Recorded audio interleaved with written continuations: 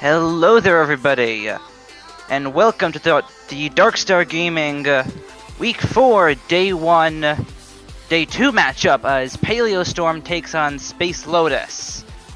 Joining me in this matchup between some of the top teams in the league so far is...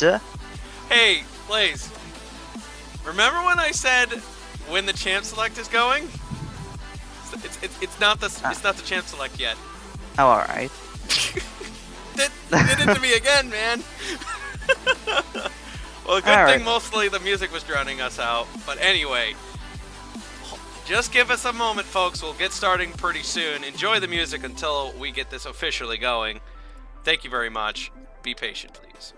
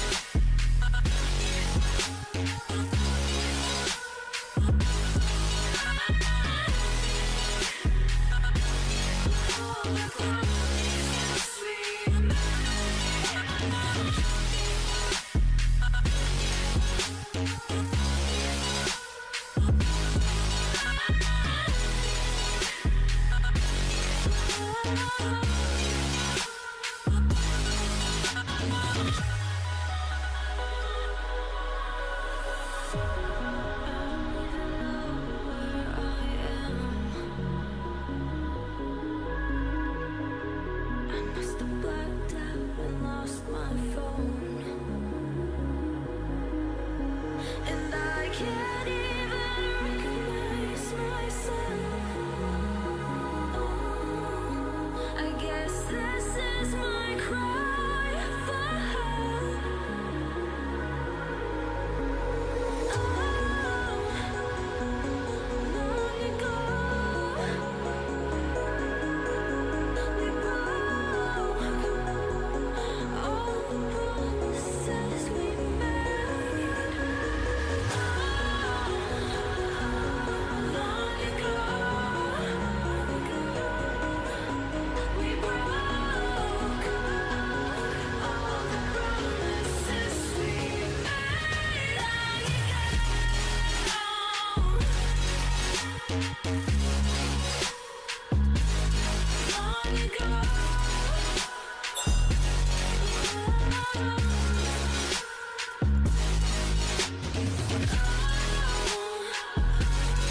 Long ago, long ago, we broke all the promises we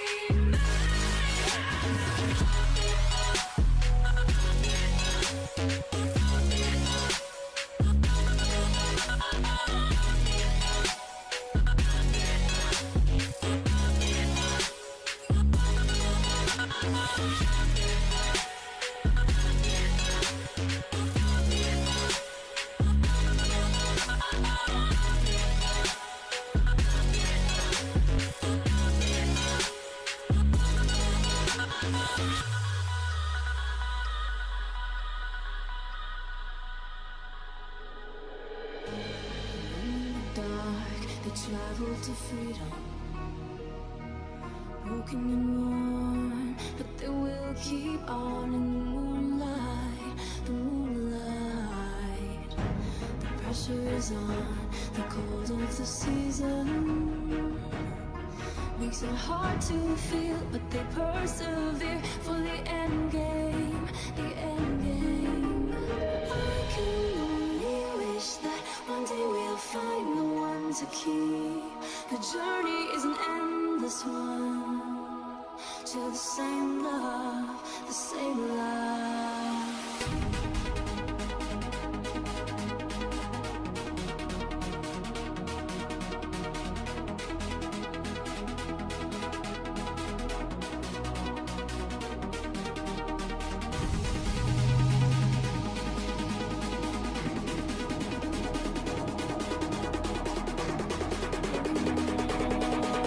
They once kept on in the moonlight, the moonlight.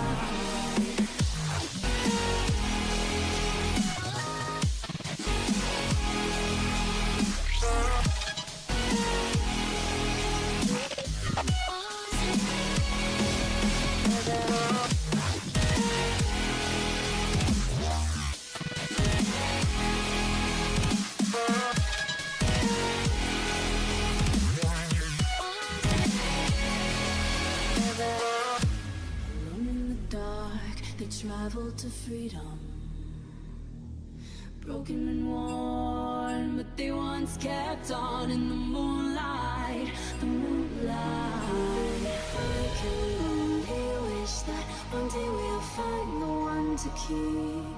The journey is an endless one to the same love, the same love.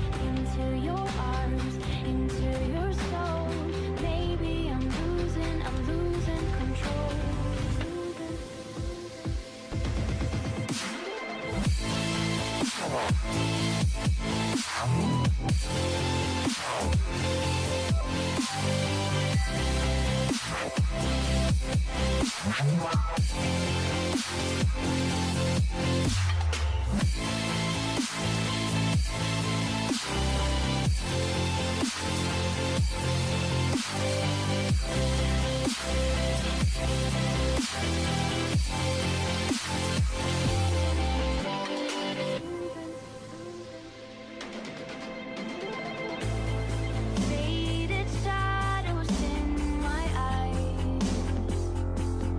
I never knew that life would leave my love behind.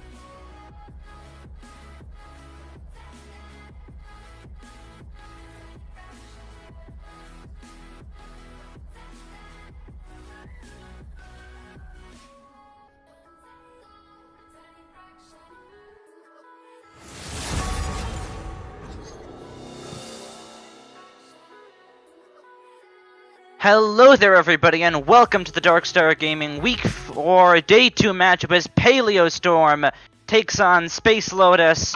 Joining me in this battle of battles is none other than... Sonic Abs, aka Mr. President. Alright. How have you been doing, Mr. President? I've been doing good. A lot of schoolwork. Alright. Nice. First ban right off the table is Echo. Second is Leona. What else could we expect to say? Maybe even the new champion, because from what I've been watching on YouTube and what I've seen from gameplay, as well as some games, she is insane. Comes to be insane. I would expect at some point one of these teams is going to try her out, or they're either just not going to allow either team to play it. It's always definitely been something completely brand new to League, and what she's offered may be a little too hard to handle right off the gate. Also expect, just like the Vayne ban here, they're going to start banning a lot of late game champions, because it seems like late game is a lot more powerful than any early and mid game strategies at the moment. No problem. Absolutely, but Zoe manages to slip through the first ban phase. We'll see if she's able to slip through the second or not. First pick on the side of Paleo Storm. Now with Damnation God in the top lane, Life of Rice in the jungle. We'll see how they're able to function. For Space Lotus, they have their exact same roster, everyone in the same positions. Roger back in the mid lane. Either way, it's going to be the Jarvan pickup for presumably Life in the Jungle. Sticking with the Season 7 meta, J4 in the jungle, always a good pick. For right now, he'll probably stay as a good pick because he hasn't been nerfed or anything.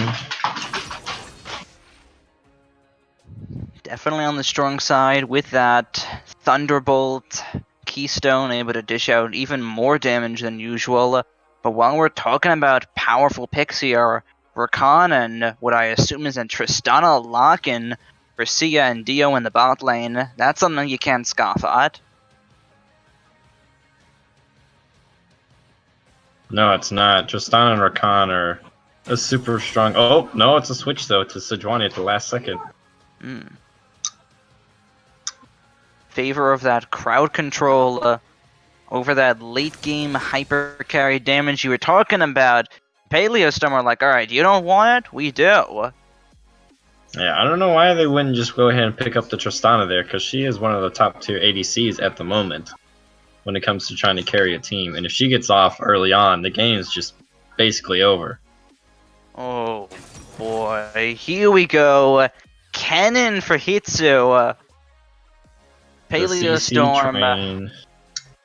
have the team that they won so far, and I tell you what, if I'm on the side of Space Lotus, I want to get rid of as many of those picks as possible, because so far they're looking for champions that can just lock you down in Slicing Maelstrom. I'm going to expect for Paleo Storm here that they're going to start banning any type of engage supports. Because when you have a Jarvan and a Kennen, you're going to want someone else who can go in with the Jarvan. Now I'm angry. Just like an Alistar. That's one engage support down. Technically two. Oh, but yes, one engage support down. The Jace pick, and I don't see why a Jace ban would be thrown out there. I haven't seen Jace really, and every time I have seen Jace, I mean, he just loses in lane most of the time, unless it's just a pocket pick for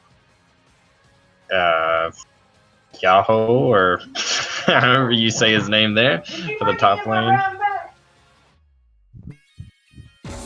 My genius will be understood. The Jin ban to round things out. That's feels like a new one, but what feels definitely new for sure is Xayah being picked up for Sia.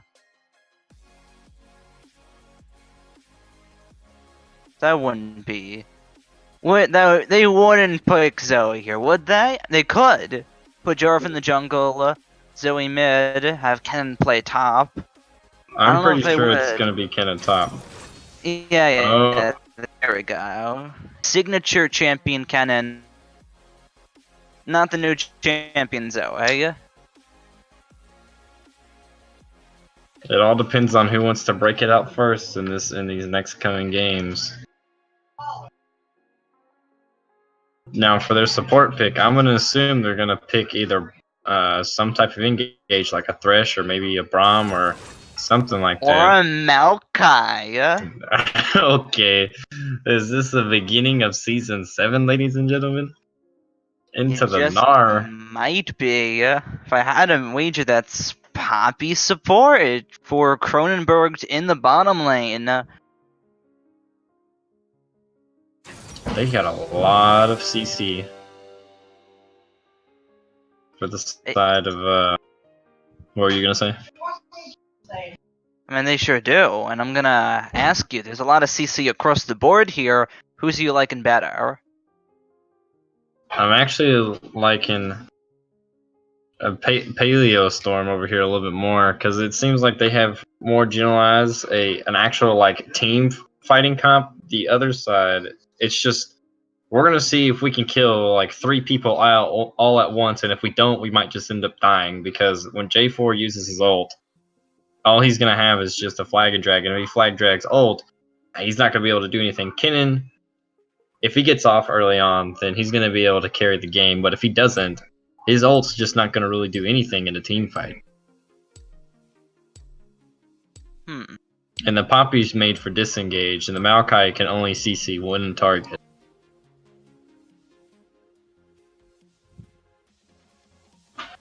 It's not a troll, my eyes are not deceiving me. It is indeed a Maokai support for Cronenberg in the bottom lane. Since I'm fortunately enough speaking to the Maokai expert himself, how well does Maokai support with Ignite function? When I did Maokai support when it was actually very broken, I actually never ran Ignite with him, so I'm gonna assume it's actually gonna be very good if he can get either the support or the ADC to walk into like 2 saplings as he's throwing them into the bush to zone them off, because that's just gonna be so much burst damage off of those saplings plus an Ignite all at once. But there's also, you're going up against a Xayah and a Rakan, which Rakan has a whole bunch of shielding. Xayah has easy lockdown with her E as long as she hits her feathers correctly. So it can definitely be difficult to try to get one of them. Mm. But they I have feel- huge kill potential. Huge kill potential, absolutely. I feel like both teams really have huge kill potential, and a lot of this is going to come down to how long the fight lasts, I feel, because, like you said, Life is Rice on the Jarvan pick, EQ in, Cataclysm everyone, that's exactly what Paleo Storm are looking for, but at the same time, if Space Lasers are able to survive that burst, then what they have right after hurts even more. The quickness, Feather Storm, Gnar, all of these abilities to just counter that engage. So I feel if they don't kill everyone on the first go, it's going to be a one fight for Space Lotus, actually. And I totally agree with your statement there. It just all depends on how these teams are going to play it out. It's either one side's gonna. It's basically one side's gonna land all their CC and win, or the other side's gonna be able to counter with their CC and win because the other side just messed up. Mm-hmm. Keep your player to keep your eyes on, everyone, is Roger. Became the first ever Darkstar Gaming substitute player, playing only one game in a best of 3 series that went to the third game to win the player of the series with this Rise pick here. We'll see what he's able to perform on in the mid lane, especially against a team comp that wants to smash their face into you, like what Paleo Storm has. If you can just warp everyone out of there, you're no longer in danger.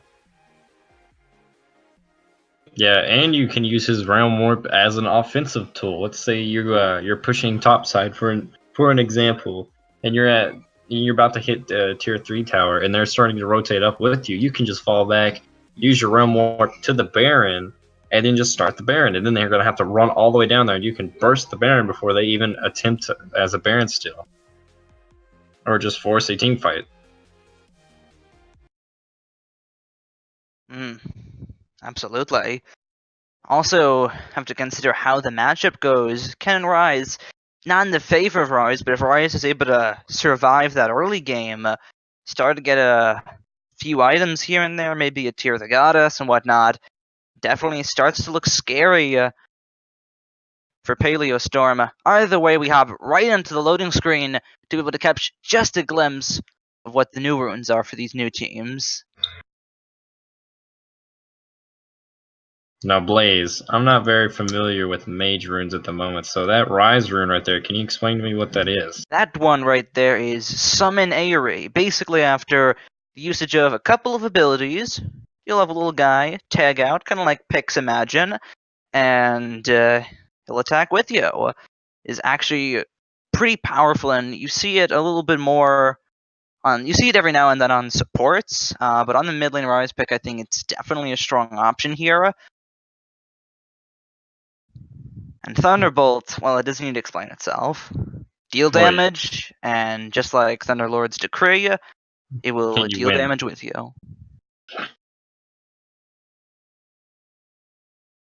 Now, what I've been interested in is the Gnar runes, the suggested Gnar runes, and the Gnar runes that most people have been running. This has been press the attack, which honestly has been interesting me because most of the time now in the top lane, you just see everything with Aftershock. Anything that has a form of CC to it that can just lock them down for a split second, Aftershock is the way to go. But Gnar can't really do that, and press the attack can force someone out of the lane so hard if he plays it correctly, just from the amount of damage you get off of that. Definitely a little bit of a painful lane for Noxus Poppy. Damnation God in the top lane with that 3-hit passive and press the attack right on top of it. It might be a little painful. We'll see how painful exactly. While we're with press the attack, it seems to definitely be defining itself as the standard so far. Both AD carries taking that. Yeah, I feel like after experimenting with the runes, press the attack has been better than I think it's Executioner is the one that Kennen has as three autos or 3 abilities in succession. You get basically Thunderlord's proc, but press the attack. It actually has a much more blander name than that, and most people have kind of been, why is this so? Thunderbolt. We can experiment on our own with what we actually want to call it. Oh, I just went by what the I name know, it was. lacks punch. Just Thunderbolt? I don't know.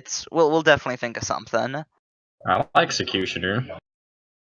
Oh, Oh, Electrocute. Electrocute? Okay. Oh, That's well, I even worse. definitely read it Thunderbolt wrong. has more impact. Yeah. Electrocute.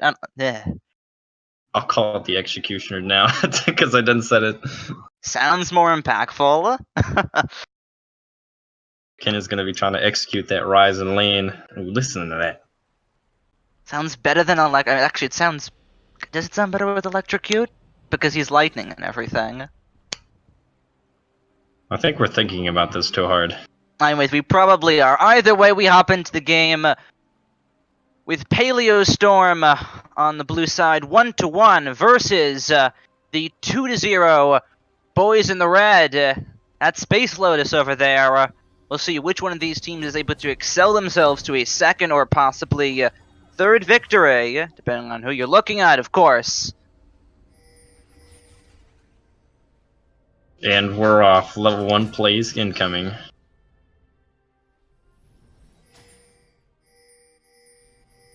A bunch of pings left and right. It looks like Space Lotus are on the aggressive. They're going for the invade. See how well it pays off for them. Not too well with Rice right around the corner. However, Ananfir does a load of Hitsu, who's able to return with 4 autos and the spell right afterwards. That's gonna hurt. Oh yeah, it's gonna force him back, but he's gonna be able to come back to the jungle in time. He shouldn't lose anything out of that. Shouldn't lose too much, thankfully. For Ananfir spawns with the minions, so he will be able to make it to his first camp without any real danger. Albeit, unless I'm wrong, I believe he just started Arctic Assault. So that might be interesting how that pans out in clearing. It might make it a little bit slower. It all depends. For the Sejuani, Arctic Exalt is a good burst of damage onto the buff. But generally it's better just to take W, because you get the slow and you're able to basically get an extra basic attack in before it hits you. Absolutely. Just making sure to get there in time than not getting there at all, but either way, we will see how that pans out. A bit of few messages being sent, even though they don't really do anything. Boomerangs being thrown in the top lane, autos being traded bot lane. They don't mean much at all at this stage, but it's all about sending the message. Actually, they're going right in early level 2 damage. There's the bomb right on top of them. Will not kill Sia. Well, now we know how impactful Maokai's support is with Ignite. Because he did use Ignite that fight and they almost got that level 1 kill. Almost dead. Forcing the heal out. Definitely have to be careful when that happens, but also we have to be careful of the mid lane gank. Almost taken out Roger. You know, surprisingly, the Kinnan actually is lower than the Rise. Kinnan must have took a lot of minion damage, or Rise got his whole combo off right there. Absolutely. A little bit of action up top side. Looks like that trade goes in the favor of Damnation God. Yeah, if a Poppy could play right, Poppy could definitely win that matchup in the top lane, because that shield that Poppy gets, if you can force the Gnar to trade you with that shield, it just negates all the damage they do to you. Dexter, stop it! Absolutely. And now with the lead in the bottom lane, Paleo Storm not afraid whatsoever to continue the push.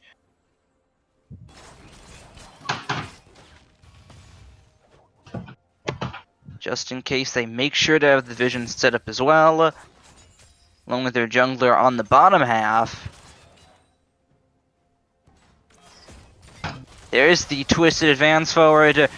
The knock-up to shortly follow after. It's actually going to be Cronenberg that takes most of the damage. Doesn't get taken out, though. Now the AD carries goaded. There's the bomb. There's the jump forward. First blood to Outlaw. They're looking for even more on this one, too. Arcane smashes them into the wall, forcing the flash out of Dio. That's going to be one up on the side of Paleo Storm, but they're not out of trouble just yet.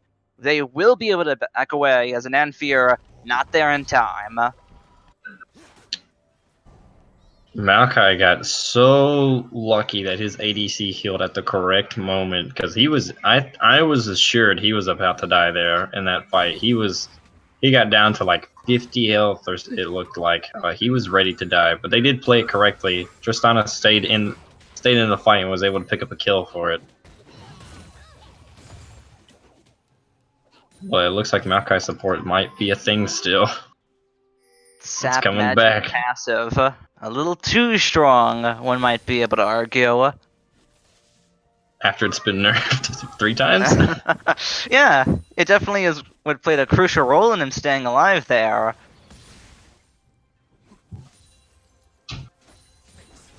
What I want to see from the side, though, of Paleo Storm is I need to see a lot more games, which it looks like they're about to do. Because there's one right there. Still, a lot of damage gets traded back onto Roger, even though the knockup missed. And Anfear coming right around the corner. However, Paleo Storm respond well. Hitsu playing on the other side of the lane means the Sejuani is just a cute Pora walking into the lane. That Rise did a lot of damage just with only a tier. That was amazing. Some scary stuff. Yeah, when you hit your whole combo like that, though, and you CC down one person, it does do that damage. I mean, that was... He even had gotten procced with the, as now I call it, the Executioner. Or Thunderbolt, as you called it. He even got a Thunderbolt, I think 2 Thunderbolt procs, or maybe Or one. Electrocute, as its official name is. Yeah. And Rise just stood there and tanked it and almost killed the Jarvan. Like, Jarvan got pretty low. It looks like Jarvan's setting up for another gank. Round 2 coming around the corner with a flash, slicing Maelstrom, and a kill for Hitsu. Relentless. It seems like they are not allowing Roger to go off this game. And a pause. I expected this. This time I've come prepared. 6 minutes into the match, a pause has occurred. All in all, though, no questions asked, really strong gank on the side of Paleo Storm. Even Rice deciding to make sure to get the flash knockup so that there is no way for Roger to get out. It looks like there was, from what Ken said, it looks like a DC maybe have happened.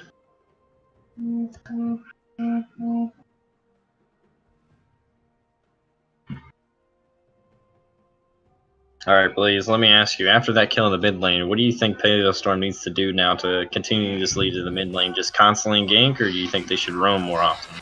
I think constant ganking is definitely the option. Making sure to put Roger behind. He's got 1 death on the board, why not put a few more just to guarantee that that cannon gets ahead in the mid lane and stays ahead.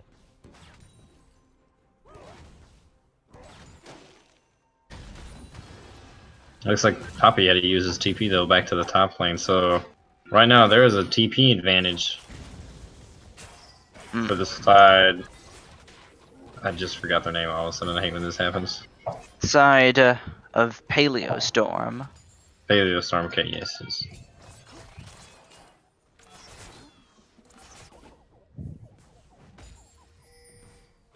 Looks like they're gonna try to get dragon control over here though. Little bit of vision. I doubt that either of the teams would go for it at this stage, but it is possible. An early dragon opens up the door for 5 dragons to be a possibility, and if you're on the ball and got control with them, who doesn't love that?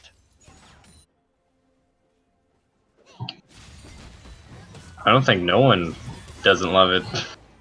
If someone does, we might have an issue. Damage up on top lane. Payao might be in trouble here. Just kidding, it might be Damnation in trouble as he gets even more damage thrown onto him. The rest of Paleo pile down on the bot half, though. They're gonna try and get rid of Sia. See ya later, buddy, as the knockup. It looks good, but how good does it look? A few more autos would do it. It's a double kill for Outlaw. That was a great gank and a great setup by the Maokai. Even though Maokai wasn't level 6 yet, he knew exactly what target to start off with. Just allowed the Rakan to land the CC and then Twisted Fate afterwards. Or Twisted Advance, not Twisted Fate. To lock down Zyra. And it was also very great timing. They did it just before Zyra was level 6, before she had her escape.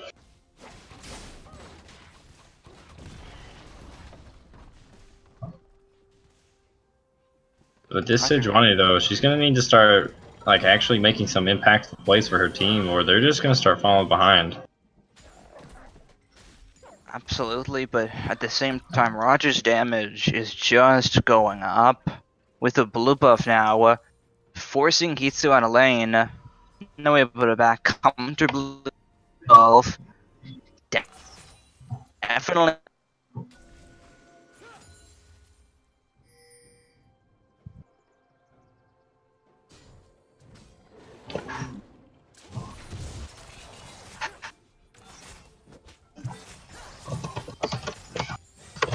Blue buff will not be going over to Hitsu. Doesn't really need it with an energy bar. However, it looks like both junglers are going to say hello to each other. Red buff goes over to Ananfear on this one. That's going to force Rice out of there with the blast going. Nice cheeky little red buff steal right there. Or no, it wasn't a red buff steal, I lied.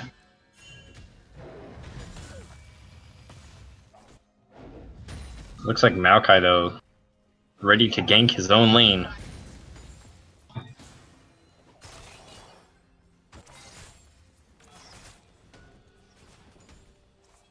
Hey, are you there? Yeah, I am absolutely here. Okay. All of a sudden I just couldn't hear anything for a second there. Alright. Just an audio issue, don't quite worry about it. Same time though, Hitsu has his eyes on the bot lane. Moves flash forward, and the arcane smash. Slicing Maelstrom doesn't quite lock up its target, which means the rest of Space Lotus get out. That was very good disengage for the side of Space Lotus.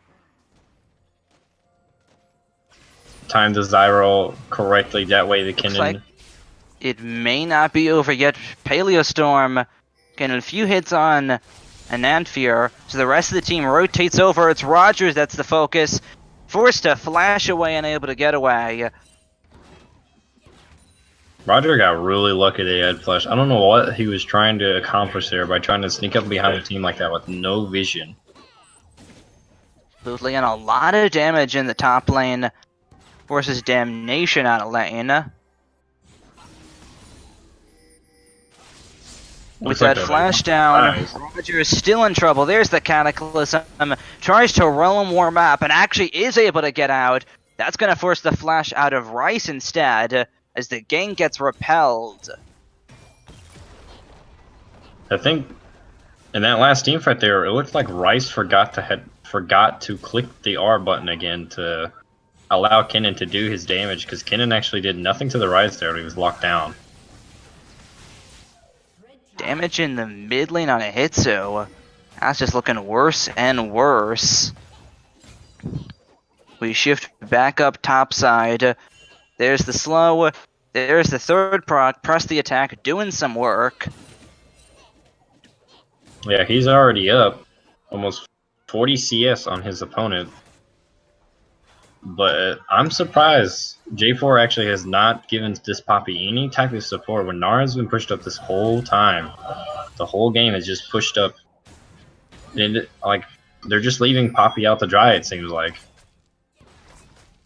Definitely seems to be the case. But he has made some proactive plays in other lanes, in mid lane and bot lane. It is 4-0, but allowing that Gnar to just shut down one of your tanks early on, in my opinion, is not a good idea. Because that's one of your front lines that you need to get in there and tank the damage. And if she dies before you all can continue your CC train, then there's an issue.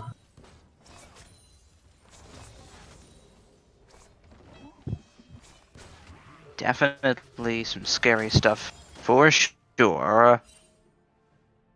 13 minutes on the clock. Checking stock up of the farm. Roger winning out heavily in the mid lane. Top lane slightly in the favor of Paleo. Jungle just about the same, and AD carry no different, but 78 to 122. Actually, I would say right now for the AD carry position for the side of Paleo Storm, their Tristana right now is actually looking very scary. It looks like there's 4 people coming down to So the is the bot lane. gank. There is the damage right afterwards. The escape used early, but it's some good damage on the side of Space Lotus as they pick up 2 kills right off the bat. The teleport not coming in time out of Damnation. The initiation's not done yet. There's a good slicing Maelstrom to lock up a couple of members. The damage right after is Outlaw fires on the back half. That's 1 kill going over so far. Buster shots him backwards. That's a second. The rocket jump forward. Another one. It's only Roger that's up, but he can't quite do anything against 3 members. 8 to 2. Paleo Storm turn on the switch. Wow, that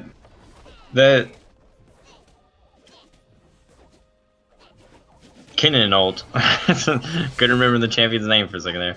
That Kennen ult just completely shredded Lotus there. Like that, Paleo actually might be in some trouble here. Almost actually is able to take out Life is Rice. May just be looking for even more, but they're not done just yet. The Gnar to knock away the Poppy. Can Paleo get out of this one though? Mega Gnar is about to wear off. The knock towards the wall. No health left and nowhere to go. Cronenberg picks up the kill. Paleo was trying to have his top die moment from Impact right there, 1v3ing. He successfully traded 1-for-1 though, which is definitely good. Giving himself a lead instead of needing the team assistant. Samara, stop it.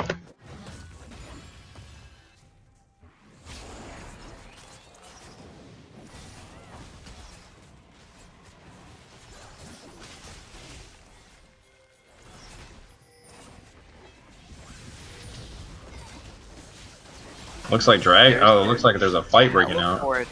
Coming in, the damage right Maokai goes down. afterwards.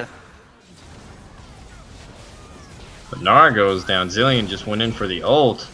Gets the triple stun onto the team. Jarvan gets the double knockup. Looks like though Jarvan's about to go down for the team and Jarvan goes down. Looks like all that's left is Tristana and Poppy versus Sejuani, Xayah, and Gnar. Tanner. A 2-for-3, and it may not be done yet. The shutdown onto Outlaw.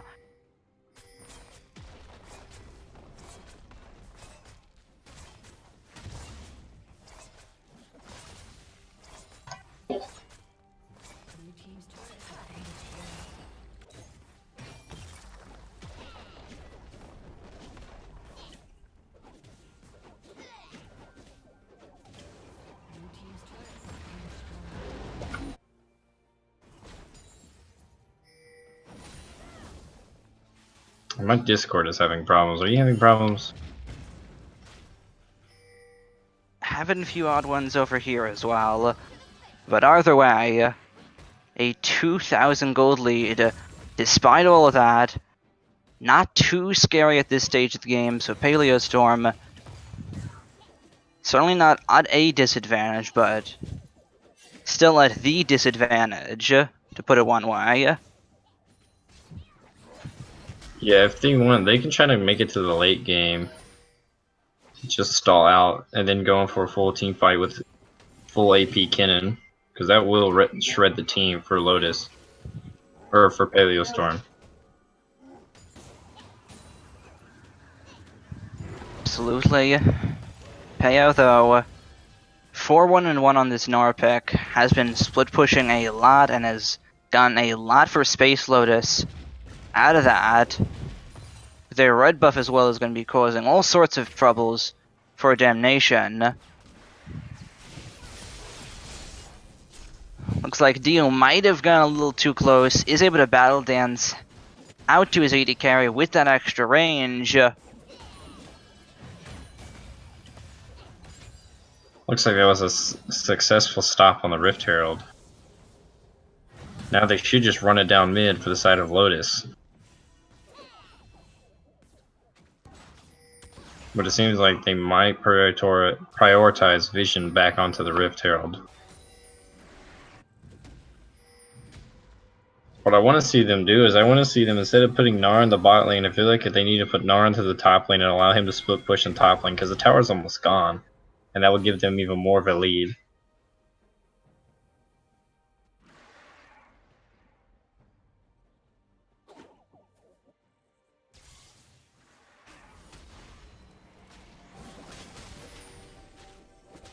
Looks like Paleo Storm, though, deciding to start to Rift Herald again. Even though they know that Lotus has vision of the Rift Herald.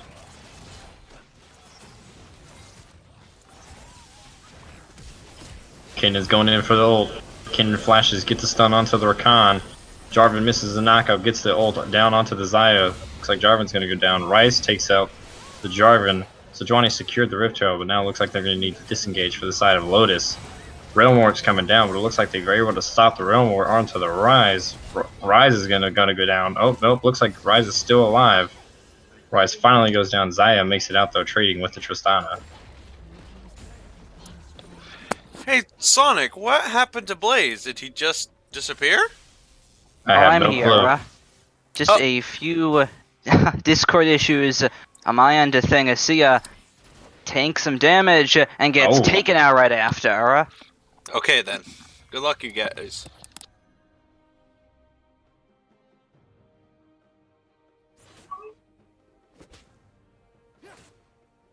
That was one heck of a team fight. That's Zen. Or Zen. Kennen definitely was a playmaker in that team fight. Able forcing all the flashes off the side of Lotus to allow Jarvan to at least CC down at least 2 people. But Xayah was able to escape. So yeah, not quite being able to escape there.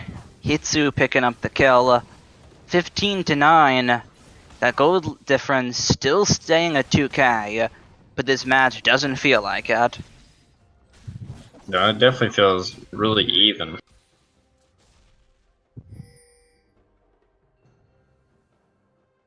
Even though it's 15-9, just because it's 4 towers to 2, it's allowing Lotus to keep a lead, but it looks like Tristana is going to be able to get this top tower. Paleo Storm about to make that 3-4 instead. Tristana infamous for knocking down turrets. No exceptions here. Yeah, just very poor rotations from the side of Lotus. They're just not recognizing how fast Tristana can push a tower, or they're just not respecting how fast she can push a tower.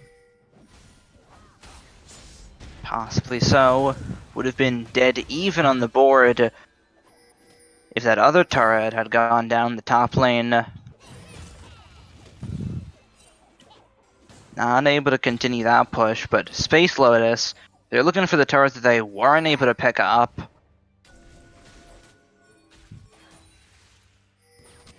Looks like Lotus, though, is going to push this top tier 2 and just allow Gnar to just shove in the Poppy. Doing all sorts of damage. Paleo with press the attack. He's really giving it to that Poppy. Absolutely.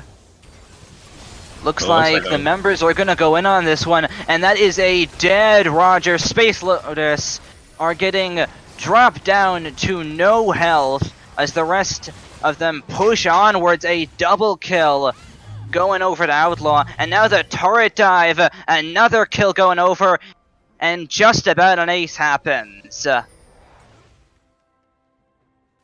Yeah, with that extra kill, it actually became a 3 for 3 instead of a 2 for 3. Well, what actually was really big in that team fight for Space Lotus was definitely Zaya. Zaya being able to get a kill on the end there just to trade a 2 for 3. It was she got the triple stun with her feathers. It was really well played by the Zaya.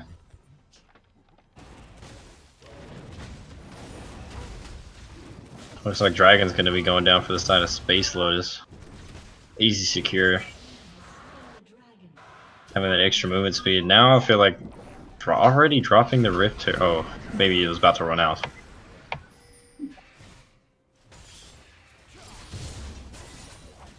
I feel like, though, after that fight, though, Space Lotus should try to create vision around the Baron and force a Baron fight.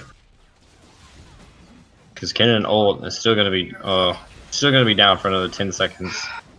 I mean, it's not a poor option, but with the Rift Herald, they felt a little bit more compelled to try and pick up that remaining mid lane turret.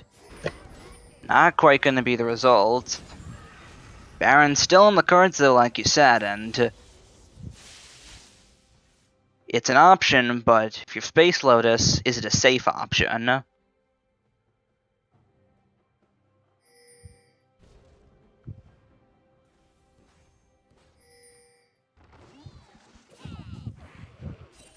We over here in the spectator client have full vision of everything.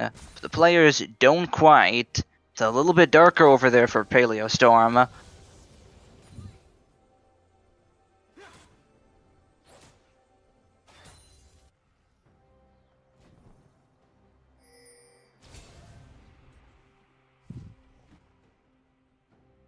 If you're on the side of Paleo Storm, Sonic, what might you have to do to really just shut down this slowly steamrolling Space Lotus? It's you're gonna have to charge in there with the Kennen ult, because every time they've used the Kennen ult, they've used it effectively in converted kills. That's basically their saving grace at the moment. I feel like that's really their only way to actually win a team fight, because... Wait a second. Battle of the Yordles. Paleo in trouble. Is able to hop out, though, as the two of them go just about even in health. Hitsu perhaps coming out ahead on that one. Either way, the signal to go for the Baron. And the Death Bush right after. Space Lotus. They have the bait. Will anyone fall for it? It looks like it's going to be Paleo Storm that fall for the bait instead. The area of effect damage is huge so far, but so far it looks like with Sia on the back off, just able to fire away, and the rest of Paleo Storm getting focused down. Hitsu tries to make it happen, but here comes the rest of the team right afterwards.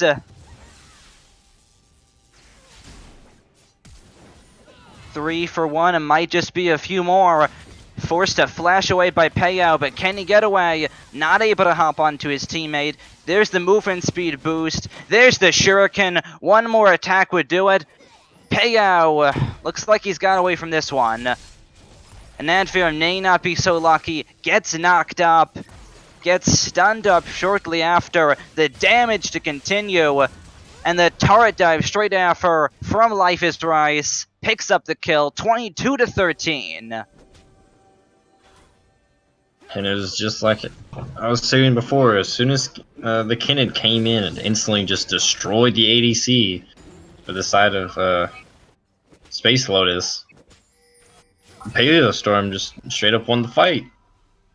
Like there was no exceptions. Like Rise was left by himself as well. Roger, I feel like, was in a very poor position because he had Realmborn behind the team and put himself in front of 2 tanks. So I feel like he could have played that better, but at the same time, Kennen's damage just against an ADC is insane at the moment. He has the ability to just 100-0 an ADC in just seconds. Absolutely. Hitsu 719 on his cannon, showing that he's able to do work on this champion. But at the same time, both mid laners have been very impactful in this game so far. Roger not having as great of a score, but 232 CS, 28 minutes on the clock. Nobody got it. You know what I want to see right now, though? I want to see this Maokai pick up a Righteous Glory. You know, I'm actually surprised. Even though he's playing support, I'm surprised he doesn't have a Righteous Glory, because it seems like they want him to get right up in there and start it with Kennen. Or Kennen starts it, then he follows up with J4 instantly. Absolutely, albeit Hitsu almost gets blown up. Zanya's looks good as Roger goes down right after. The shutdown going over. Outlaw firing on the back half. Jumps forward as the rest of the team tanks a lot of damage. A double kill for Sia in this matchup as a good Gnar knocks him up against the wall. It's going to be the jump backwards. Paleo not able to do anything, but the triple kill over to Sia. Looks like it just may be a quadra. No, it won't. And Anfir picks up the kill, but either way, that is 4 members dead. Outlaw the only one up, and that's going to be Baron for sure for Space Lotus. Yeah, I don't know why Hitsu decided to fight right there with his ult when his team wasn't close enough near him to fully engage right there. Because he had the Zonias like immediately once he started getting attacked. As soon as his ult only had stunned, I think it only had stunned the Rakan or the Xayah, one or the other. I couldn't tell. They were standing, they were both standing right on top of each other. But he should have waited. I think that comes down to surprise. Roger, you don't think he's going to do that much damage to you right off the bat. And he did, and essentially the effectiveness of the Kennen pick gets neutralized by the burst damage that comes so quickly out of Roger. Movement speed, no exception, as a third Cloud Dragon is picked up by Space Lotus. I kept saying 2K, and now this game has been cracked open on its head. Few more pushes would do it, if not maybe even one, depending on how well the fight goes for Space Lotus. And you know what I've also just realized? Space Lotus has three Cloud Drakes. They probably got insane amount of out of combat movement speed at the moment, so their rotation should be really good with this Baron buff.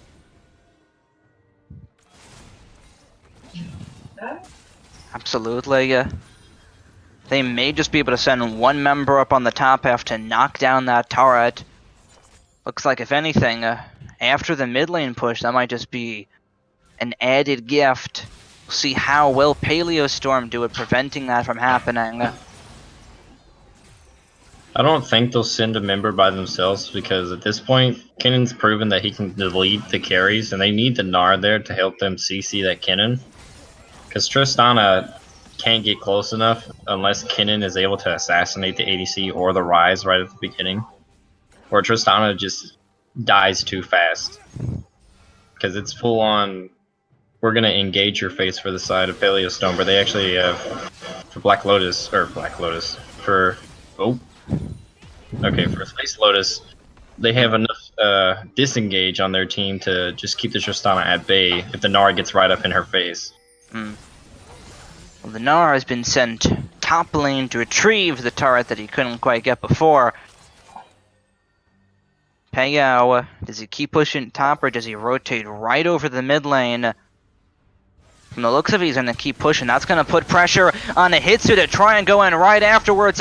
Slicing Maelstrom only on a single member, so the rest of the damage comes out right afterwards. There's the Poppy Copter out, and Cataclysm into the wall. It's Paleo that's paying the price on this one. 1 minute death timer, and even though they were the ones under pressure, Paleo Storm come out ahead. Yeah, that was definitely a good call by Paleo Storm, but it's just like I said before, as soon as Gnar would leave, it's just an instant kill or an instant teamfight win for the side of Paleo Storm, because the Kennen just has the damage to blow someone up, and if someone can't get near the Tristana, which Gnar is the only one who actually can do it, Tristana is able to sit there and back up all that damage with the Kennen and delete someone. Luckily, they didn't kill any of the carries, so they weren't able to just shove it right down mid lane and get some towers. They only killed the Gnar, but he did have to expend his TP for it. Absolutely. Even though the gold looking more and more in Space Lotus's favor, Paleo Storm are showing that they're not out of it just yet. When you have as many kills as the Tristana and Kennen, that's all you need the kills on is your carries. A 10-4, 8 Tristana and an 8-2, 10 Kennen is really scary to deal with. That's a third of their kills right there, right on the carries, right where it has to be.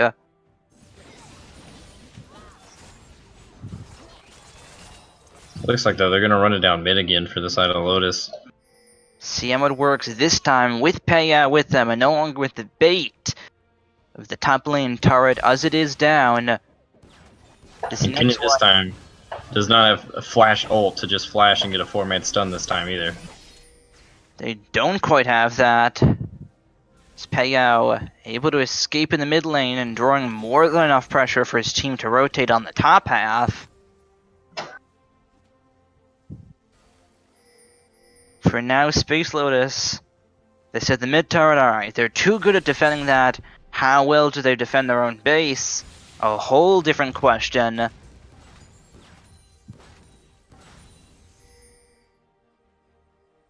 Looks like they're gonna let Nara just sit in the mid lane. No, he's gonna start to rotate over now, which is definitely a good idea, because putting yourself up against the wall against the Kennen's even worse than being in mid lane. Absolutely. It's definitely about which team is able to pull the trigger first. And Amphere with the execute. ultimate. And execute. Hits two on the side. The turret goes down. But this is exactly where Paleo Storm wants them. There's the knockup right afterwards. And slicing Maelstrom to delete the members of Space Lotus. This is a one fight for them, no questions asked. Paleo is going to do the best that he's got, but that's not enough. A double kill for Outlaw. I don't know why Space Lotus was trying to fight right there. Like, you knew the Kennen ult was up. You knew Kennen was at the backside of the team fight, or in the backline of the team fight. Why would you want to give them the opportunity to just ult your backline with Kennen? Like, after they got the tower, they should have just backed off after Maokai threw down his ult. Like, Sejuani should not have walked up there to try to engage that. Especially to just engage onto a Maokai when you know that Kennen's coming around from the backside.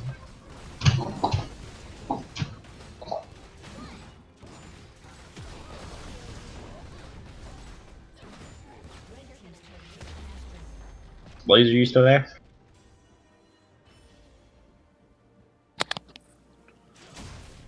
Okay, well, it looks like Paleo Storm is going to rotate over to the Elder Dragon, which is definitely a good idea. They may have caught out Sejuani, Bad though. idea at all. And Amphere in all sorts of trouble. That's a very tanky Sejuani, though, as the damage comes out right afterwards. Who's in trouble really here? That health bar getting ripped to shreds, and so is two more members of Space Lotus. The Kennen ulti right after. It's going to be Outlaw and a 1v1 again, taken out by Paleo. Can he do any more work? Looks like he can. That Gnar doing work for his team, and Amphere almost back up to full as the stun lands right onto Cronenberg.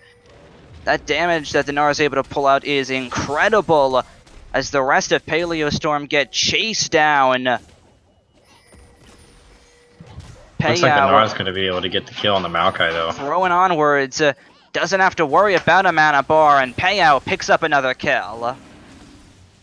Payout with this Gnar pick is going off this game. He honestly, right there at the end of that, he honestly saved his team right there, because they could have just ended the game if he would have died. And it looks like he's going to get this kill onto the Jarvan. Flashes forward for it, gets the easy kill onto the Jarvan. What a good outplay against the Jarvan. Waited to use his flash after the Jarvan's flash instead of just flashing at the same time. That way he could make sure he was in rage for that second auto. Are pushing onwards, Realm Warp into the Baron. Who cares? They're gonna get it either way. Paleo definitely performing incredibly this game to carry his team away from the scary team composition that Paleo Storm have built up for themselves. Yeah. What I want to see Space Lotus do now, I want them to actually not try to team fight. I actually want them to try to either do a 1-3-1 or just hold off Paleo Storm, it just allow the Gnar to push one of the turrets, because I don't think he can be matched right now aside against anyone, really, against Paleo Storm. Maybe the Kinnan, because Kinnan does have a lot more health than Tristana, but if you put a Poppy in that lane, he's just going to sit there and just shove the Poppy out of lane. Definitely. Now with one inhibitor down, Space Lotus continuing to push onwards. As long as Sia has time to damage these turrets, they don't last for much longer.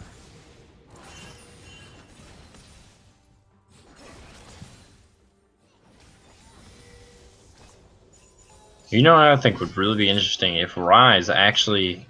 He has his ult. He could just realm warp actually to the bot tower if four come mid again. They could just realm warp toward the bot tower and actually bait them to either are you going to do it or you're not going to do it, because if they follow on the side of Paleo Storm, that's just a free tower, just like they got absolutely could.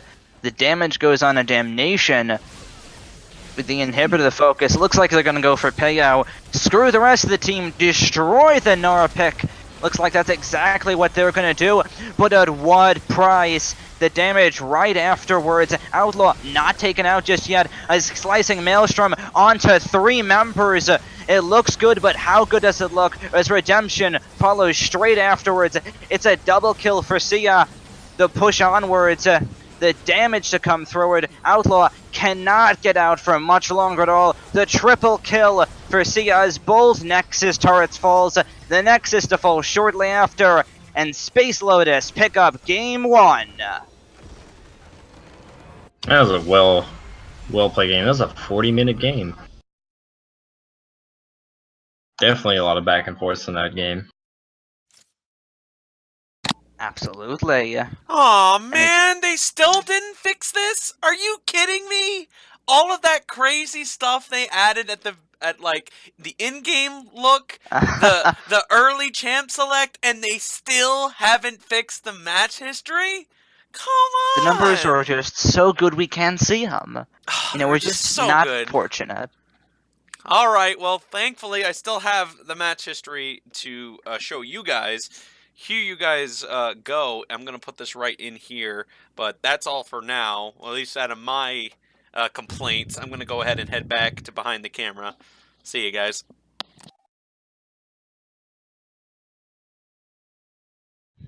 All right.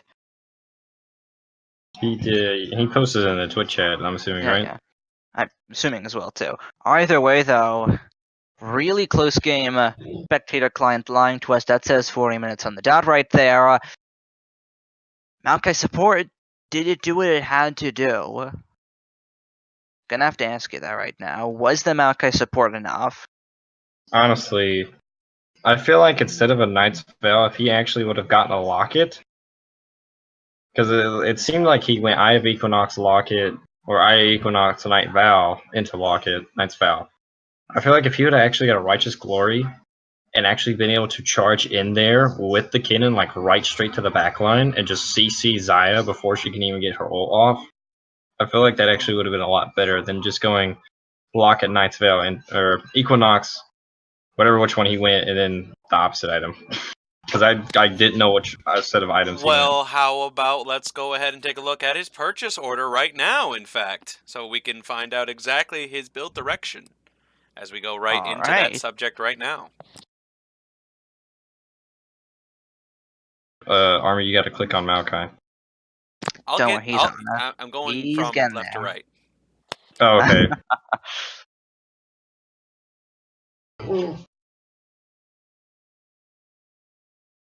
You know, looking at the Poppy's purchase orders, it seemed like she got a Thorn Mill when it wasn't really necessary. Perhaps so. Hitsu, standard cannon build. I think that's a good way to sum that one up, really. And that's also a standard Tristana build, i.e. in the Static Shiv. Exactly what you want as an AD carry. So we now hover over the Maokai. From the looks of it...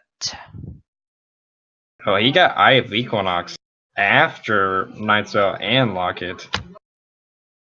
Now that's definitely interesting. I'm honestly surprised he didn't just complete the Eye of Equinox. Would you quit, dog? Sorry, my dog won't leave me alone.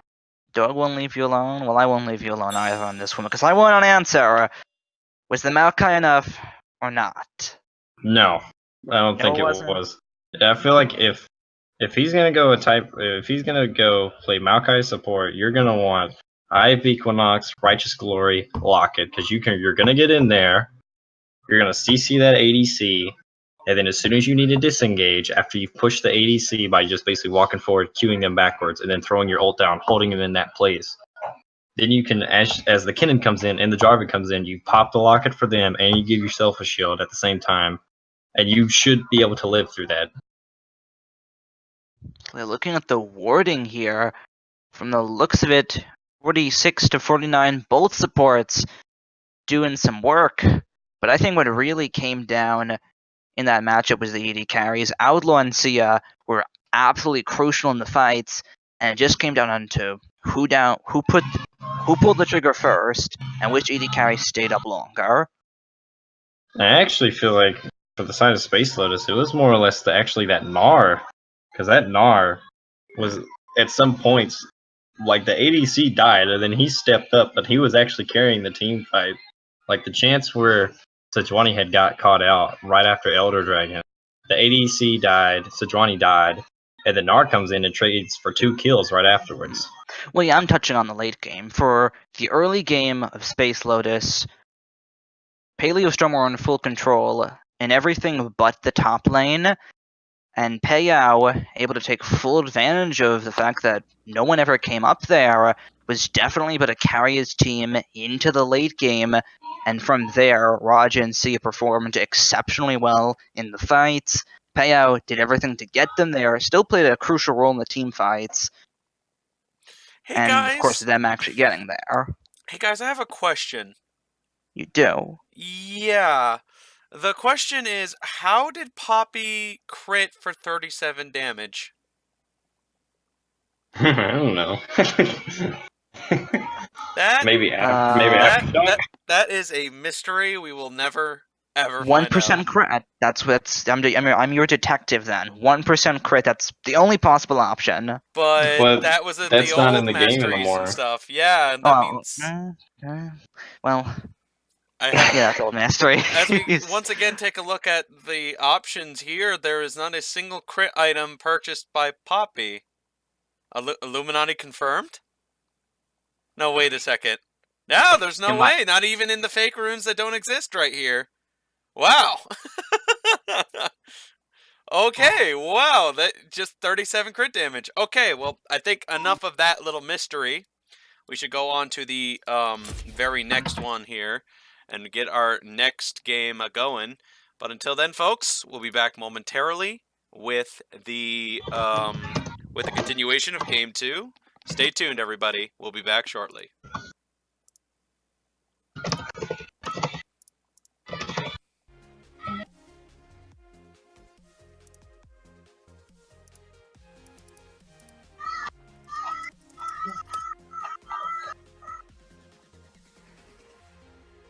Alright, well, ladies and gentlemen, I actually have to go, like, right now, and Army's going to take over for me, so I will say sayonara for me. I got you covered, Mr. President. I hope all electoral problems are all set and done for you, man. Yeah, I gotta go take some care of some Secret Service stuff. Oh my. And we were just talking about the Illuminati. That's definitely doesn't what That's what you're investigating, right? Yeah, 100%. Okay, good, All good. right. See ya. See ya. I feel like some very dark jokes could be cracked from that. And we'll be continuing such dark jokes momentarily, as we'll be on break until everything is set and ready to go for Game 2. We'll be, again, folks, we'll be right back.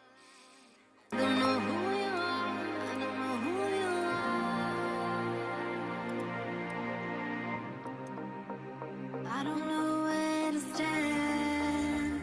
I don't know where to run. Do I say I understand you? Do I tell you to run? Forgive me if I'm wrong.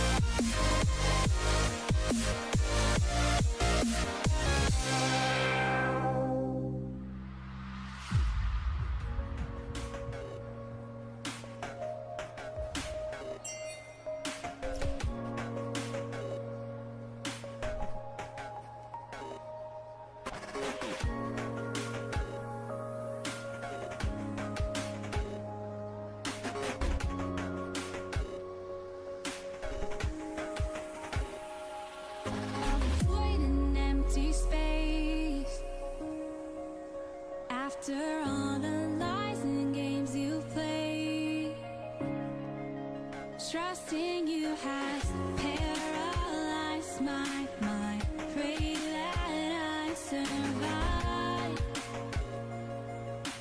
all the pain and all this hurt inside.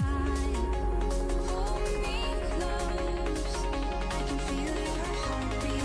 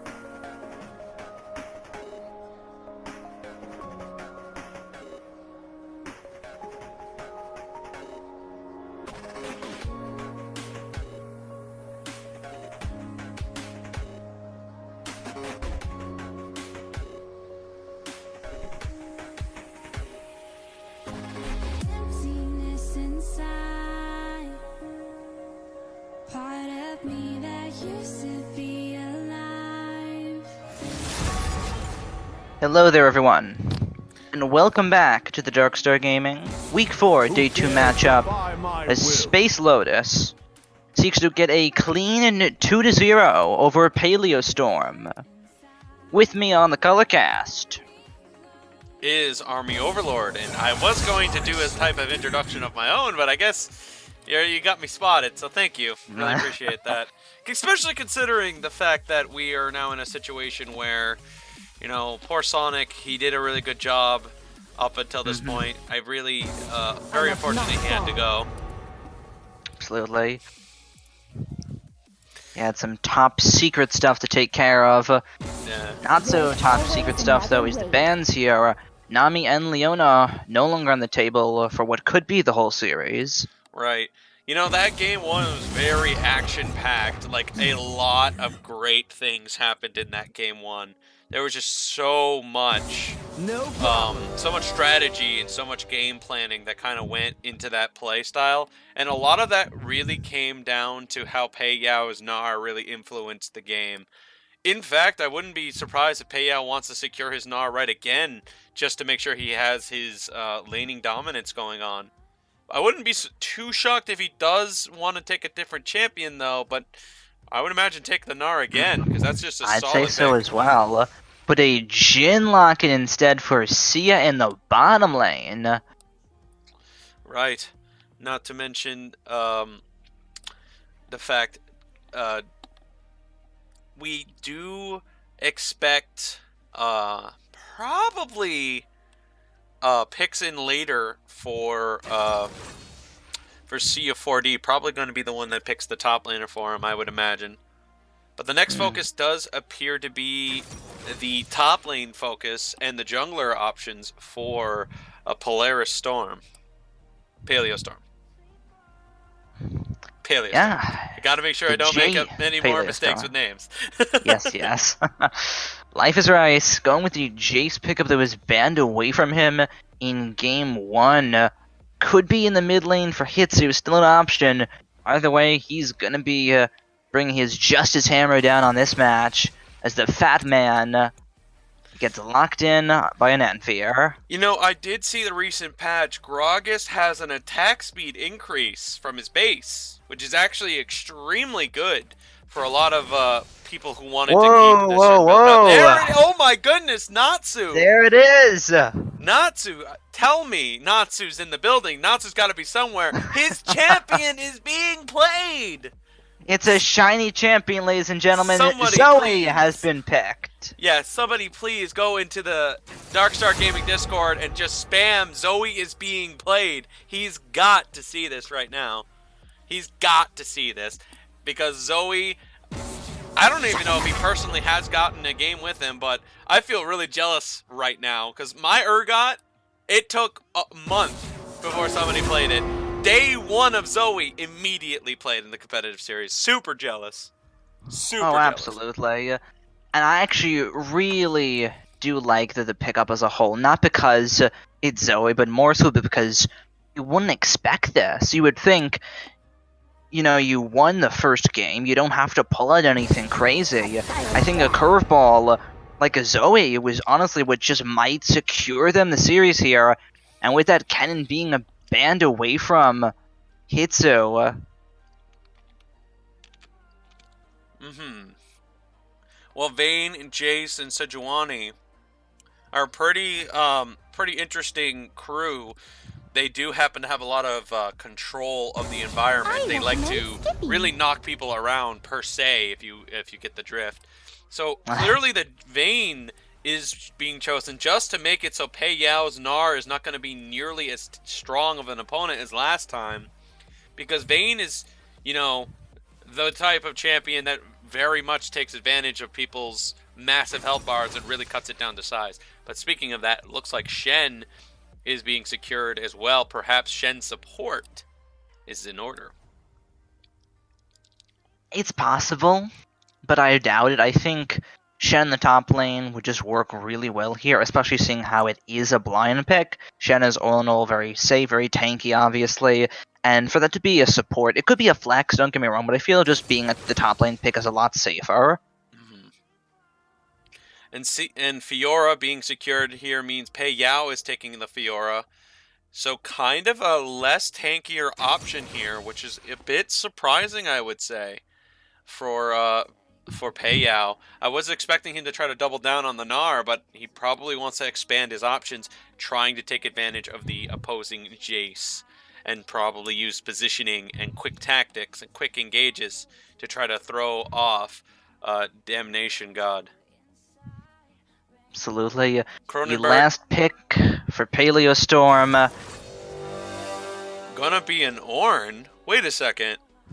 Where's that? Wait a minute. I thought they were gonna have a mid laner. Who's mid then? Wait. It's Ornn Wait, support, Shen no. top, and Jace mid. Alright. Wow, what a very tricky style. Using the Jace to go up against Zoe, of all people. I like this, what Paleo Storm have done, because this is not the first time Cronenberg has went Ornn support. We've seen him pick it before, and actually to relatively strong success as well. It's really worth keeping our eye on, because now, suddenly we thought, how are they going to build up a front line? Now Paleo Storm, they have Ornn, they have Shen, they have Sejuani, they have a lot going for them. But not to mention they also happen to be well, a good core of members, but I'm just kind of curious as to the Zoe option here. You know, Zoe kind of reminds me a little bit of Oriana. There's like a lot of Oriana playing style in Zoe, but there is just no way that anyone has ever figured out how Zoe works to a certain perfection. Certain people, you know, no one's ever figured out a build direction, a build path. Nobody is 100% certain. Even in the PvE where people played it, nobody really knew exactly how to make Zoe's damage be so beyond level of play. Like, nobody's ever really gotten a confirmation on the best Zoe method ever. So I'm gonna hope that for the sake of Polaris Storm, when they're going with Jace here, that they do have a good sense of consistency, because Zoe, nobody has any confirmation if there is going to be a guaranteed tons of damage or not enough damage at all. And that's going to really bring up a very important question for the games to come for Space Lotus. Absolutely.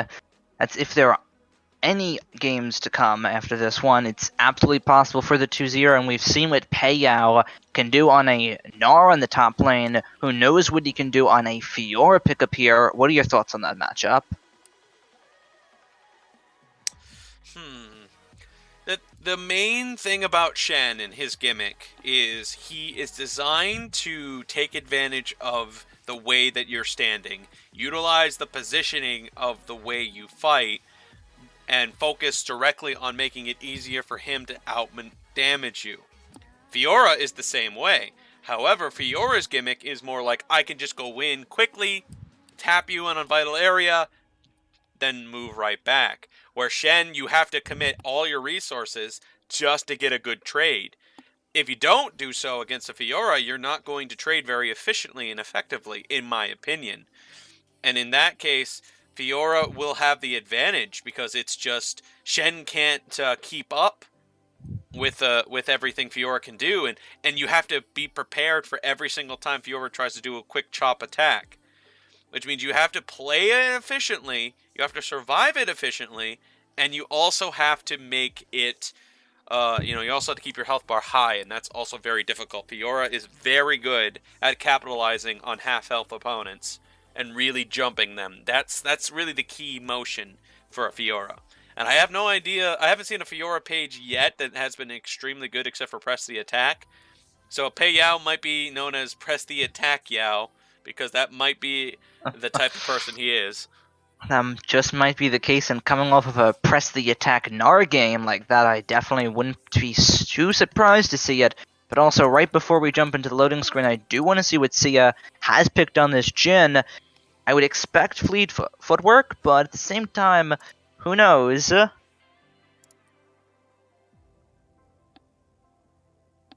Ability to explore options and possibilities is endless with the new rune system.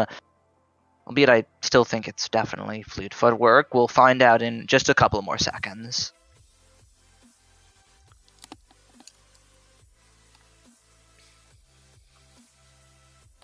It's not alright. Endless possibilities it is.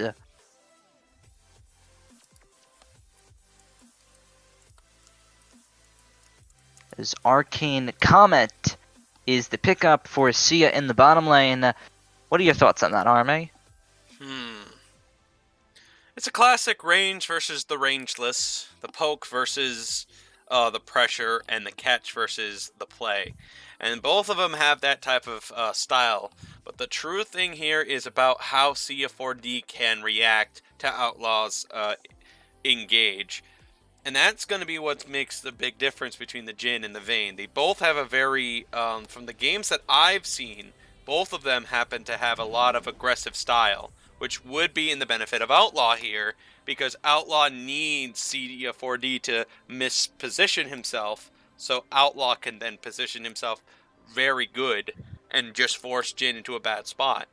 However, making a forced play would not work either, because Cronenberg, if he attempted to try to make a catch onto CF4D, might be him walking over a trap, which will not allow a big play to be made, considering Braum can now catch Vayne's procking true damage.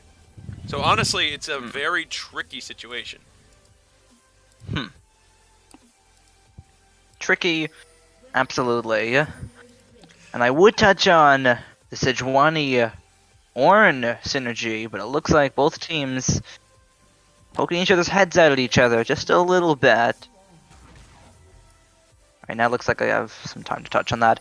As the Sejuani ultimate comes through and the Call of the Forge Guard comes in from Kronberg, I feel if Paleo Storm are able to get a huge Glacial Prison, they win the fight automatically just due to the fact that that crowd control is going to get even longer, and the damage that Hitsu and Outlaw are going to be able to continue to dish out in these fights is really going to hurt some of that immobility that's on the side of Space Lotus. Right, and let's go ahead and make the scoreboard look like it's the correct one, because I'm pretty sure people are like, what the heck? Wait, is game 1 still going on here? There you go, folks. It's Space Lotus with the victory earlier, and they are now on the blue side. So there you go, Space Lotus. Let's see what's going to happen next. Absolutely. Matchup in the mid lane. I've avoided it because it is Zoe, but at the same time we have to talk about it eventually. Paddlestar, the Q ability to start things off, we'll see how that works against a champion perhaps just as equally ranged as Jace. Right, and equally ranged is a bit of a redundant statement.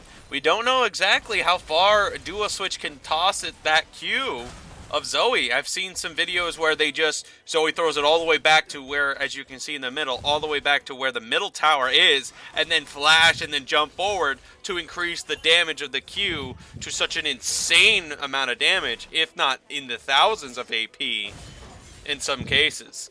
Where Jace can fire it at a very good range, Zoe might be able to fire it even farther than perhaps Jin's W, for all we know. Definitely a possibility. It's about not getting hit by the Paddle Star on the return. Probably easier said than done. See how it turns out. Rice, though, hovering around the top half of the map. Danger Ping tells Paleo to get out.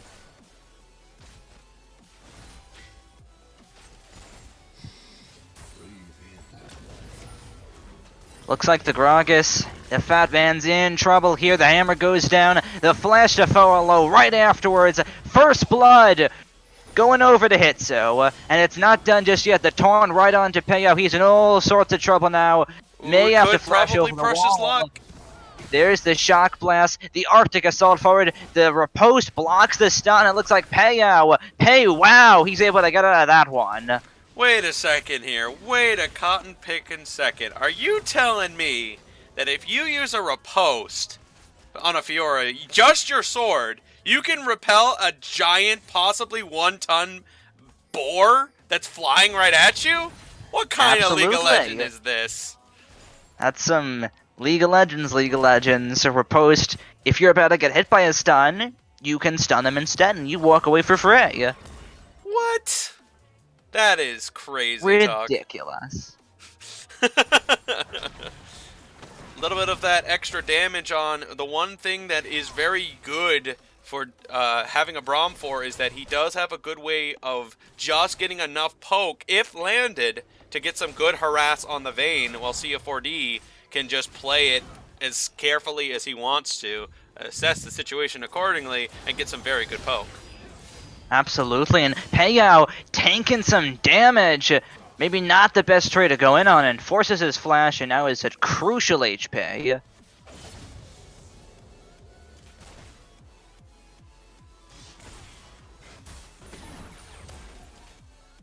The harass style of the Jhin bot lane using the Comet is a very interesting idea. A lot of Jins have been wondering, hey, do I go press the attack? Do I go fleet of foot? Like, what do I do? Oh, Rice is suddenly in the bot lane. Arctic Assault right onto the bomb. They're going to be looking for the Jhin on this one. They're going to knock down the Braum. A few more hits would do it. The damage to follow right after. Outlaw almost goes down, but with Hitsu in the bot lane now, the Fat Man's back in trouble all over again. Gets taken out. as it looks like Sia's gonna have to play spectator as his teammates are gone. 1-3 on the board. Looks like it Paleo is may able not to be get over these just vital yet. strikes in every single location he wants it to Paleo. go to. These vital Scary. strikes... Yeah, sorry, go on. Scary stuff in the top lane.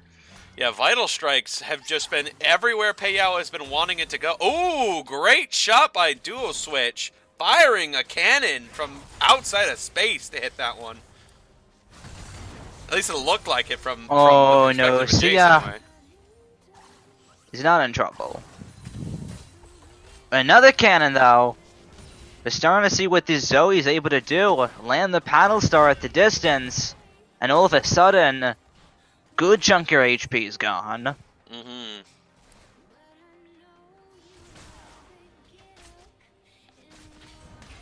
The pressure is a bit on for both the bot laners as well as the mid laner for Jace. They are definitely in the right position for every single one of the mistakes that for Anavitar? No, Anandvir. and oh yeah, Anantivir. Oh my goodness, I cannot It say his checks name. out. Wow, what a way to make a hard life for a caster, Gragas. What a hard life you made me have just because of that one name. Thanks. Anywho, folks, it is still back on the camera to top lane right now, as it looks like Paleo is just trying to get that old classic double Doran's Blade top lane action for the extra lifesteal and health and damage all at once. Looks like the trade that follows right after, though, not too much in his favor, is a good, quick taunt from Damnation God. Gets him a bit of an HP lead, but against a Fiora, you can't count on that for too long. Of course, but which is why he is also relying quite heavily on the stacks that could give him. The stacking cloth armors that he has going right now. As well, Braum has gone the Guardian, which I just realized. Ah. Not bad at all. Definitely some more creative choices from the runes in the bottom lane. I question the arcane calm a little bit, but I am definitely liking it so far. Able to do things that Fleet of Footwork would not have been doing.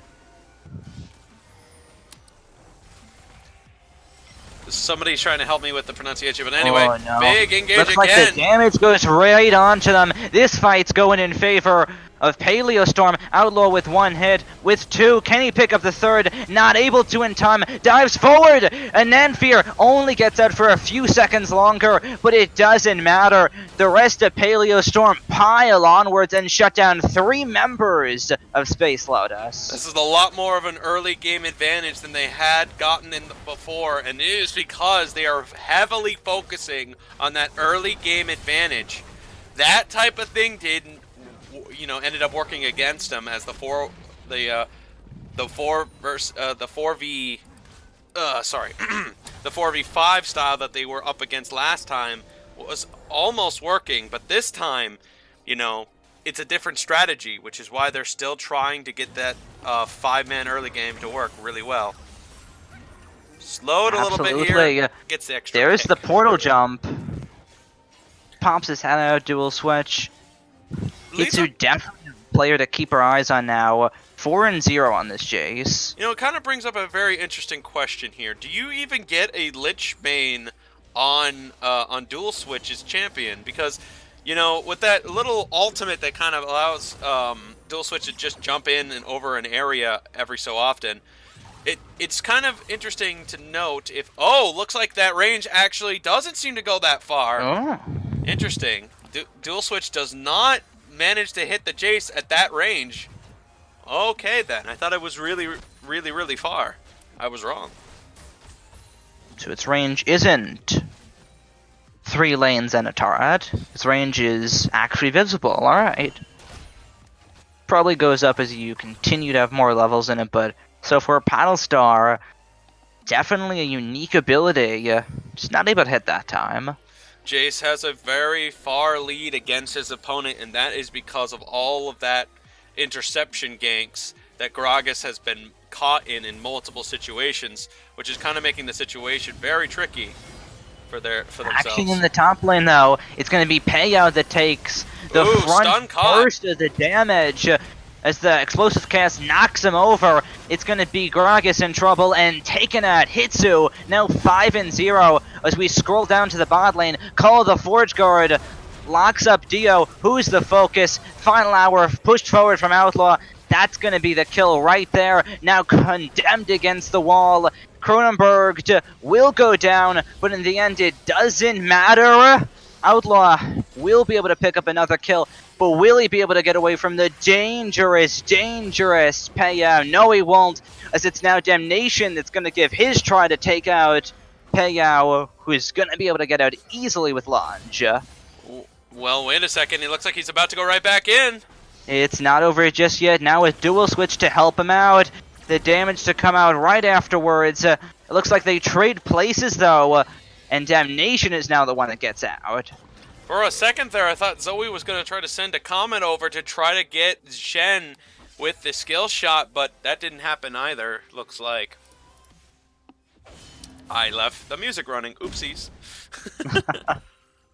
Definitely a lot of back and forth action, but when all is said and done, 3-9 and only 11.5 minutes in the game, it is a 3,000 gold lead for Paleo Storm. Mm-hmm.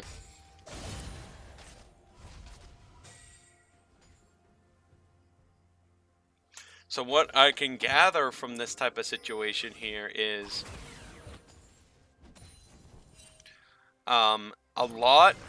still a lot of pressure being sent on both sides now, and it looks like Space Lotus definitely realizes that this early game is something that Paleo Storm is trying to force to have happen.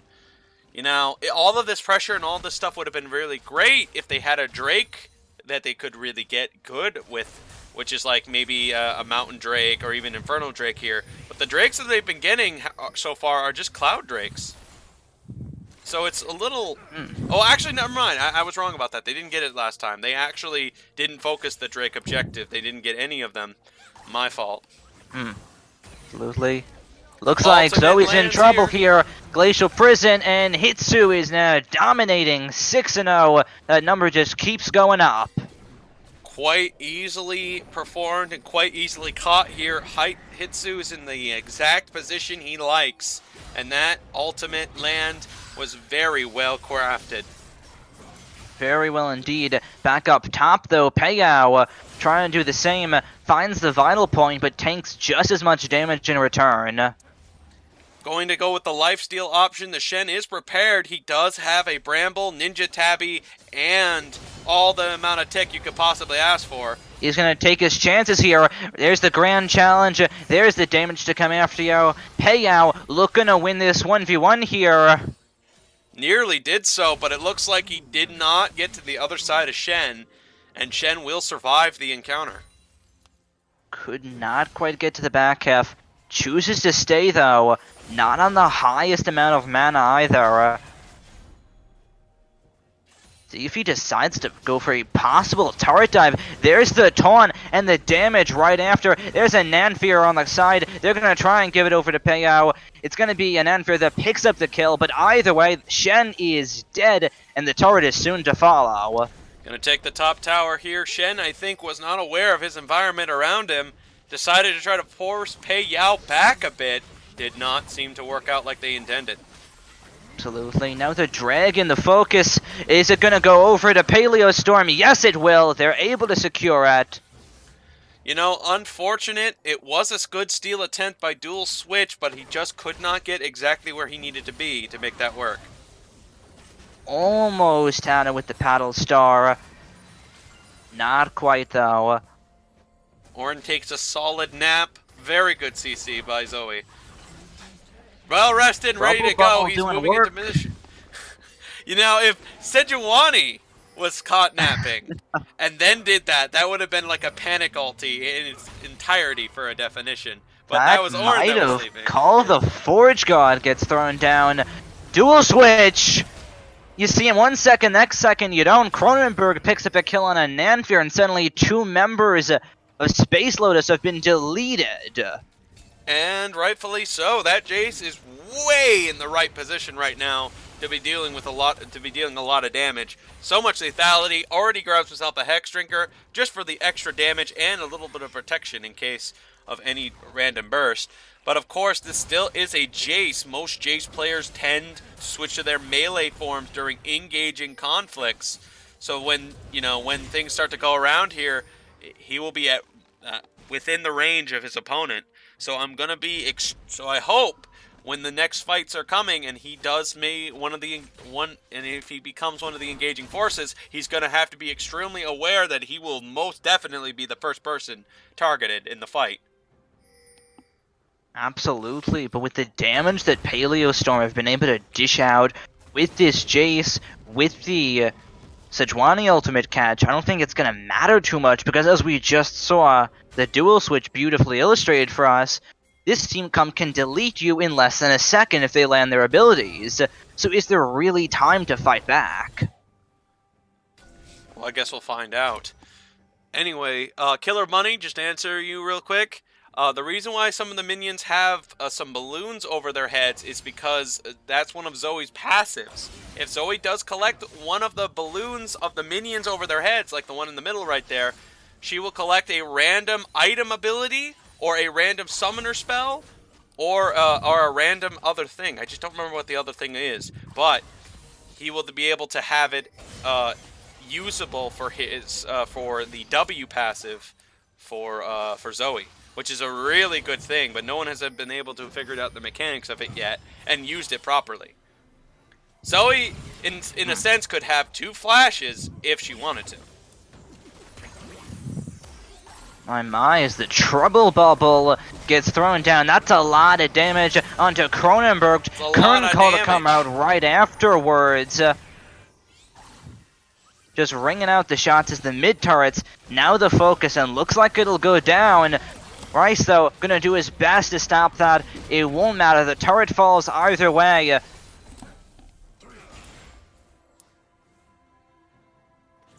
So pretty close situation here, and it's if the momentum has swung right back against him.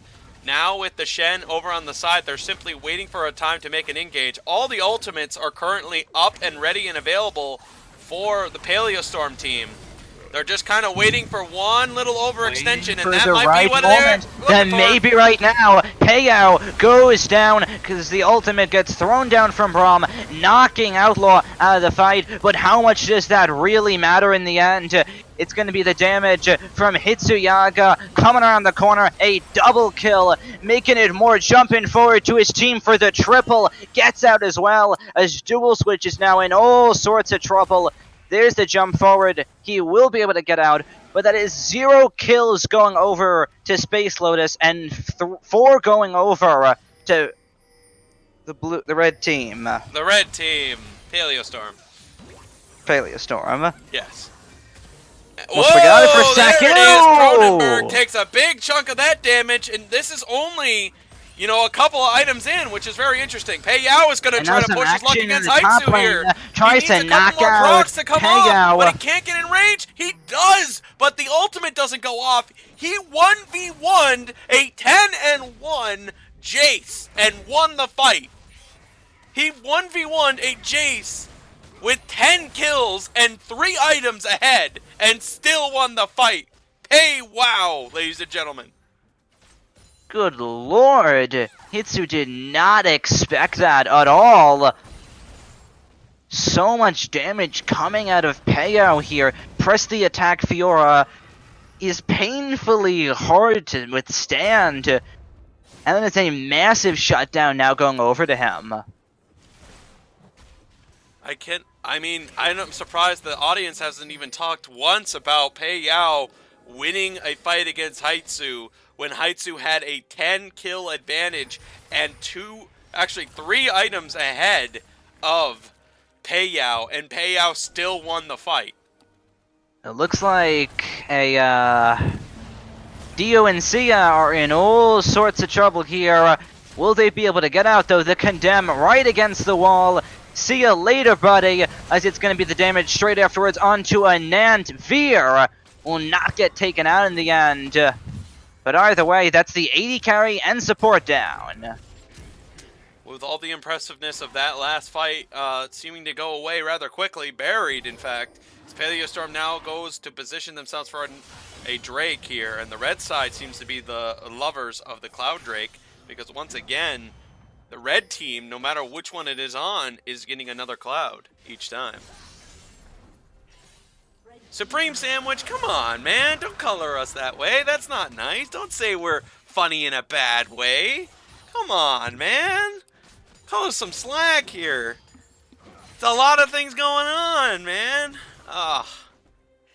Man, I guess we got some haters. You have haters, you have lovers. Yeah, true. Doesn't really like us that much, apparently, Supreme Sandwich. A bit of a shame, but let's see. The rematch between Paleo and Hitsu is going heavily in Hitsu's favor. It looks like it's going in the favor of Hitsu this time as the taunt goes down. There's no way Paleo gets out of that one. We shift back to mid lane, though. It's going to be Sejuani in trouble. Paleo is still alive, and this finally goes down as Curtain Call rings out a few more shots. There's the damage to come onwards. Pushing on more. Very Dual Switch picks up a kill, but the rebel right afterwards, Outlaw's able to dish out enough damage for them to get another kill. Almost gets taken out by the Star, as the mid turret's now the focus. And Outlaw gets blown to smithereens on that one. 10 to 20.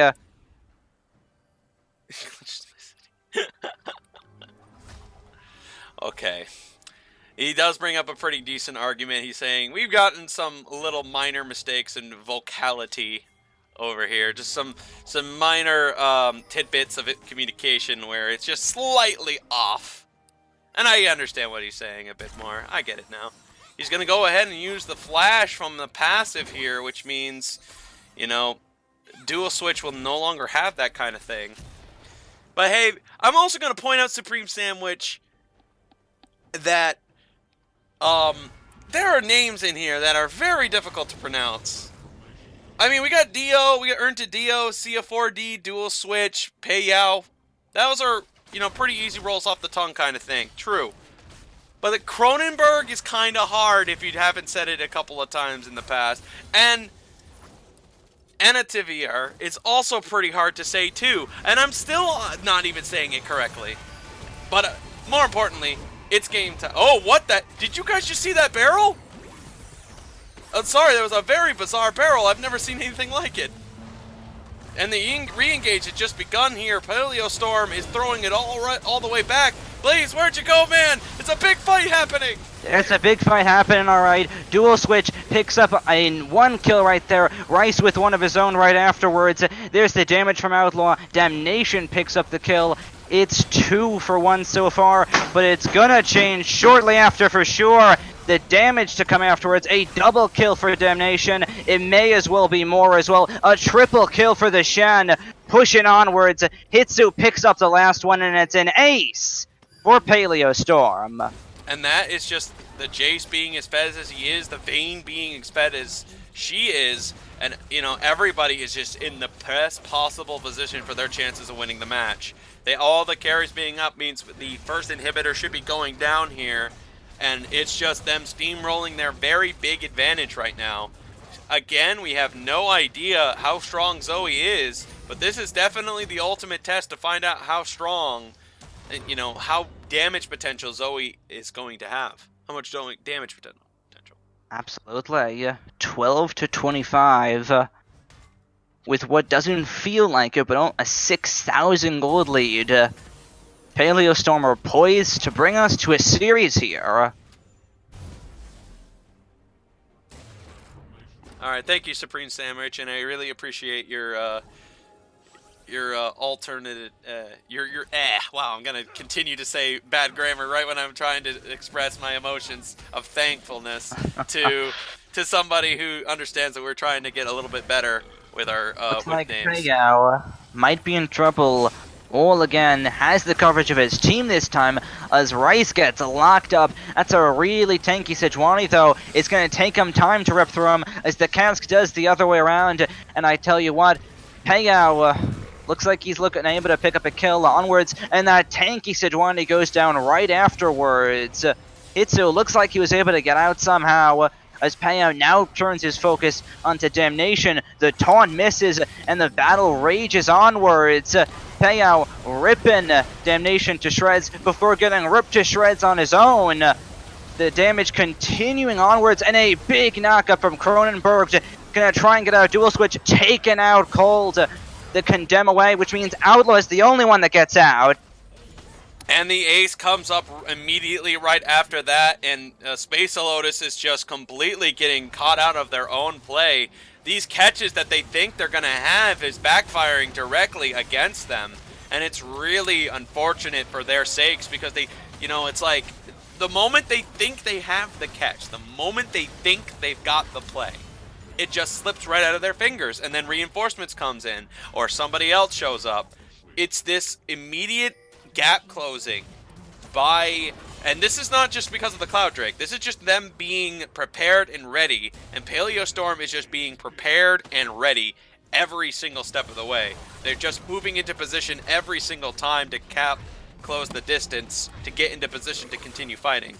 And a lot of this is because of how strong Ornn is and how effective, these gap closing damage dealers have been so far.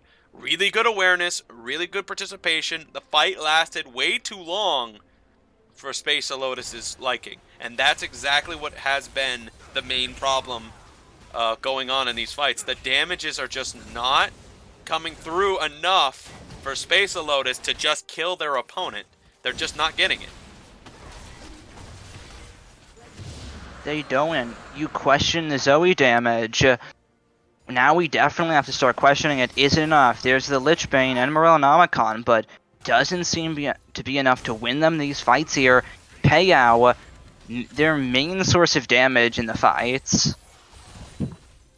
Agreed, Star Fox. This is very good team synergy with the Fed carries, and not only with that, they also happen to have a very strong opponent to continue to worry about, which is Pei. But one thing I do want to mention about the Locket on the Braum here, he's clearly got an idea to get as much barrier out there as possible, but I feel like there's not enough. I feel like what he's doing here is he's trying to give enough anti-burst, but oh, wait a minute. Big engage again, and it looks like Haitsu immediately takes out Zoe again. Damage to push onwards. Explosive kicks to try and get them out. Outlaw is able to pick up the kill. It's going to be him trying to run away as well. But will he be able to get away? No, he won't, because Hitsu's back to dominating this one. 4 members dead on the side of Space Lotus, and Paleo Storm looks like they are going to be able to push onwards. It's all on to Pei Yao now, as he has to hold off 5 members all at once. It's not a very favorable situation. Pei Yao's going to have to wait until he's got the right position. Otherwise, it's just about over. 5 seconds on dual switch. There's the knock-up. The damage right afterwards. They knock him back into his fountain, and they pick up game 2 here. We are 1-1, ladies and gentlemen. Yep, and it looks like it's time for some finalizer music. Let's go, ladies and gentlemen. The way, I'm still waiting for that match history. I hope Haitsu didn't forget.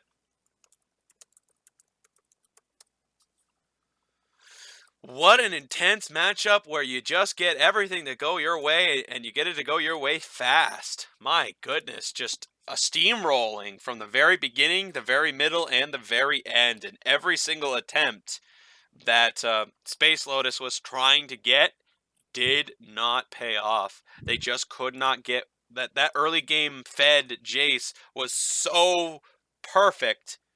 And it was all because of their awareness of the early game, their awareness of the middle game, and the awareness of the late game. Just very sharp play from all of their team. And it's just a lot of turnarounds came from that. Absolutely. First game, really close. It could have gone either way. This game, steamrolling, as you said, in favor of Paleo Storm. We were all surprised by it. We all were going to wonder, what's it going to do? The Zoe pick. Well, maybe not what was needed. let's take a look at take a look at what's going on here in the gold advantages and see how everything was looking. In the very early stages of the game, you can kind of feel the momentum of that first kill on Gragas start to, spill over. Then the next kill on Gragas, and then another and another, and you can kind of feel like every single time, like the plays were kind of trying to be shifted and made. Gragas ended up being the sacrificial lamb in a lot of those engages, and Jace got a ton of kills off of it, ended up getting multiple kills, multiple catches, and that just kind of continued and continued throughout the game. Those early, very precious catches Jace needed was allowing him to get everything he could have possibly wanted during fights and engages. And that is just, as a whole, pretty solid work. In any case, folks, let's go ahead and take a look at the player builds and find out what kind of player build direction, including their ability order, that they tried to do to win their game. Absolutely. So we take a look at the Gragas here so far. He did buy himself, he did try to buy another item after the first blood, goes for a control ward to try to fix his issue. And he did later on get the Sightstone ward, ends up completing it around 15 minutes. Pretty decent time. However, on the opposing side here, Sejuani completed it at 8 minutes, the Cinder Hulk item. So you can kind of feel like those kills early and the early setback very much put Gragas at a very unfavorable position, where Sejuani was able to get a certain item pretty quickly and pretty efficiently. Bit of an unfortunate setback of what happened, but the mid laner purchases also seems to be another issue as well, because Zoe is so new. The direct purchase of the Lich Bane to try to get the extra burst of damage definitely played a good part into what happened, but I think it might have been a bit of a poor building construction, I would say, to getting closer and closer to that item, because there were just not a lot of purchases here, not a lot of backs, and just not a lot of time to get like some stuff going. And I feel like the Lich Bane was very much enthusiastic. I feel like I'm thinking a little bit more defensive. Like Azanya's a lot quicker, would have done a lot of work in the mid lane, because at the time you already had the Morellonomicon, and at that point, sure, you can pick up the Aether Wisp and pick up more damage, but as the gold graph tells, that's near 10 minutes where the only thing you're picking up is boots and the little Aether Wisp. I feel that more defensive itemization would have been what Zoe would have needed in that situation. Perhaps, yes, but again, this is the very first time we've ever seen a Zoe be performed. Trying to get that extra burst damage must have been the priority when he saw that heavy damage early onto the Jace. That big impact actually was on the Jace, was on the Ornn. All that heavy burst damage was just like, you just want to, like, I gotta get to this next item. It's gonna be really great. I can feel it.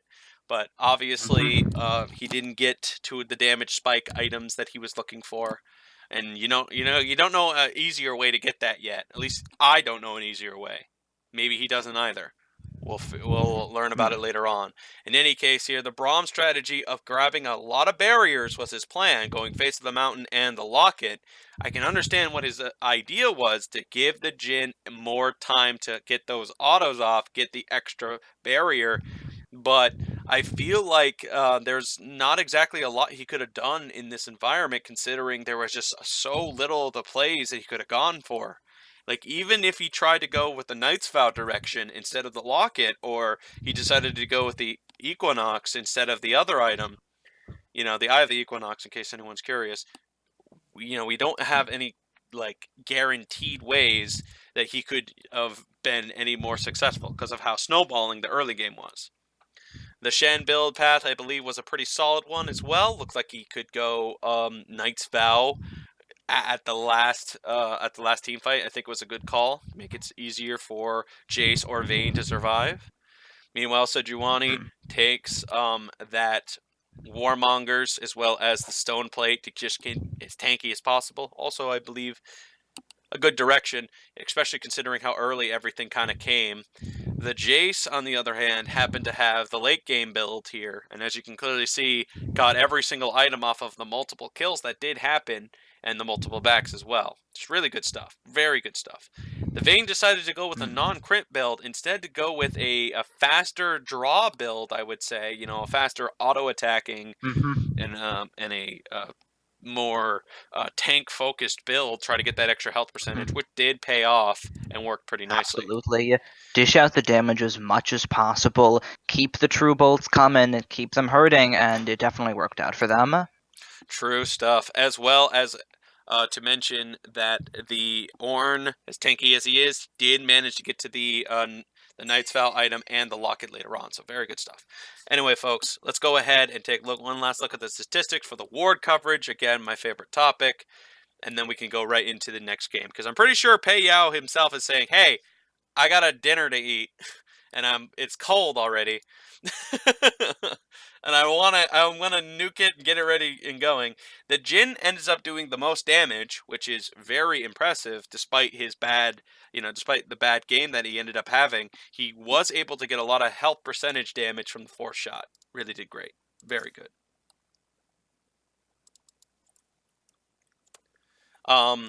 As well as the warding coverage as well, you could see 38 wards. The focus in this game was actually not the wards, of all things. The focus was actually more on getting that early game advantage, which was really very impressive. For what it is,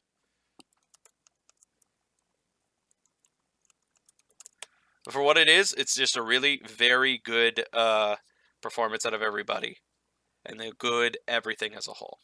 Poor Paleo, he's already messaging me saying, I'm hungry, please don't do this to me. Just stop, I'm starving. Please, I want food. I'm dying over here. Well, he's got to hopefully survive one more game. The poor guy, I hope his stomach's not eating itself. Because we got one more game for us, and we got one more to play. Let's see if this will be, for his sake, a match that can end either quickly or in his favor. Absolutely. So for his sake, anyway. I'd say, even though that game was a loss, there's definitely some momentum on you as a player now, and I think that's definitely going to be able to transition over into this next match. Paleo has been very effective in both of the games so far, and I think the game that's about to come up is no exception at all. Plus, I get to play my favorite song. Let's go! Finalizer. Is that actually the name of the song? Yep. We'll be back when everybody's ready to go.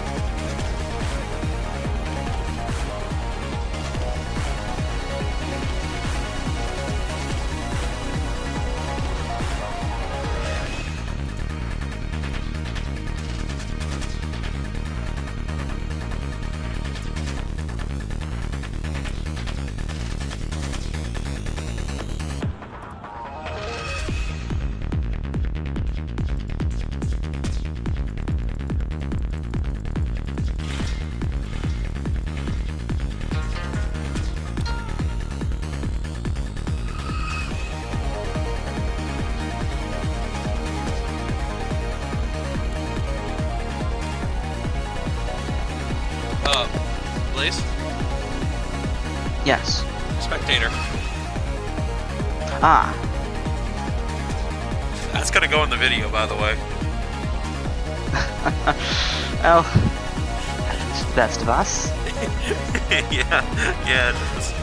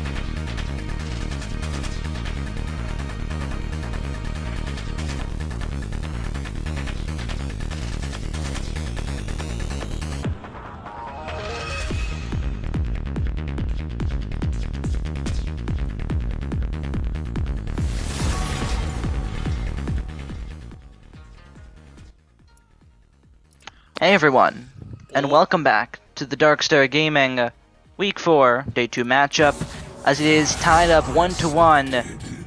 Who will take the series?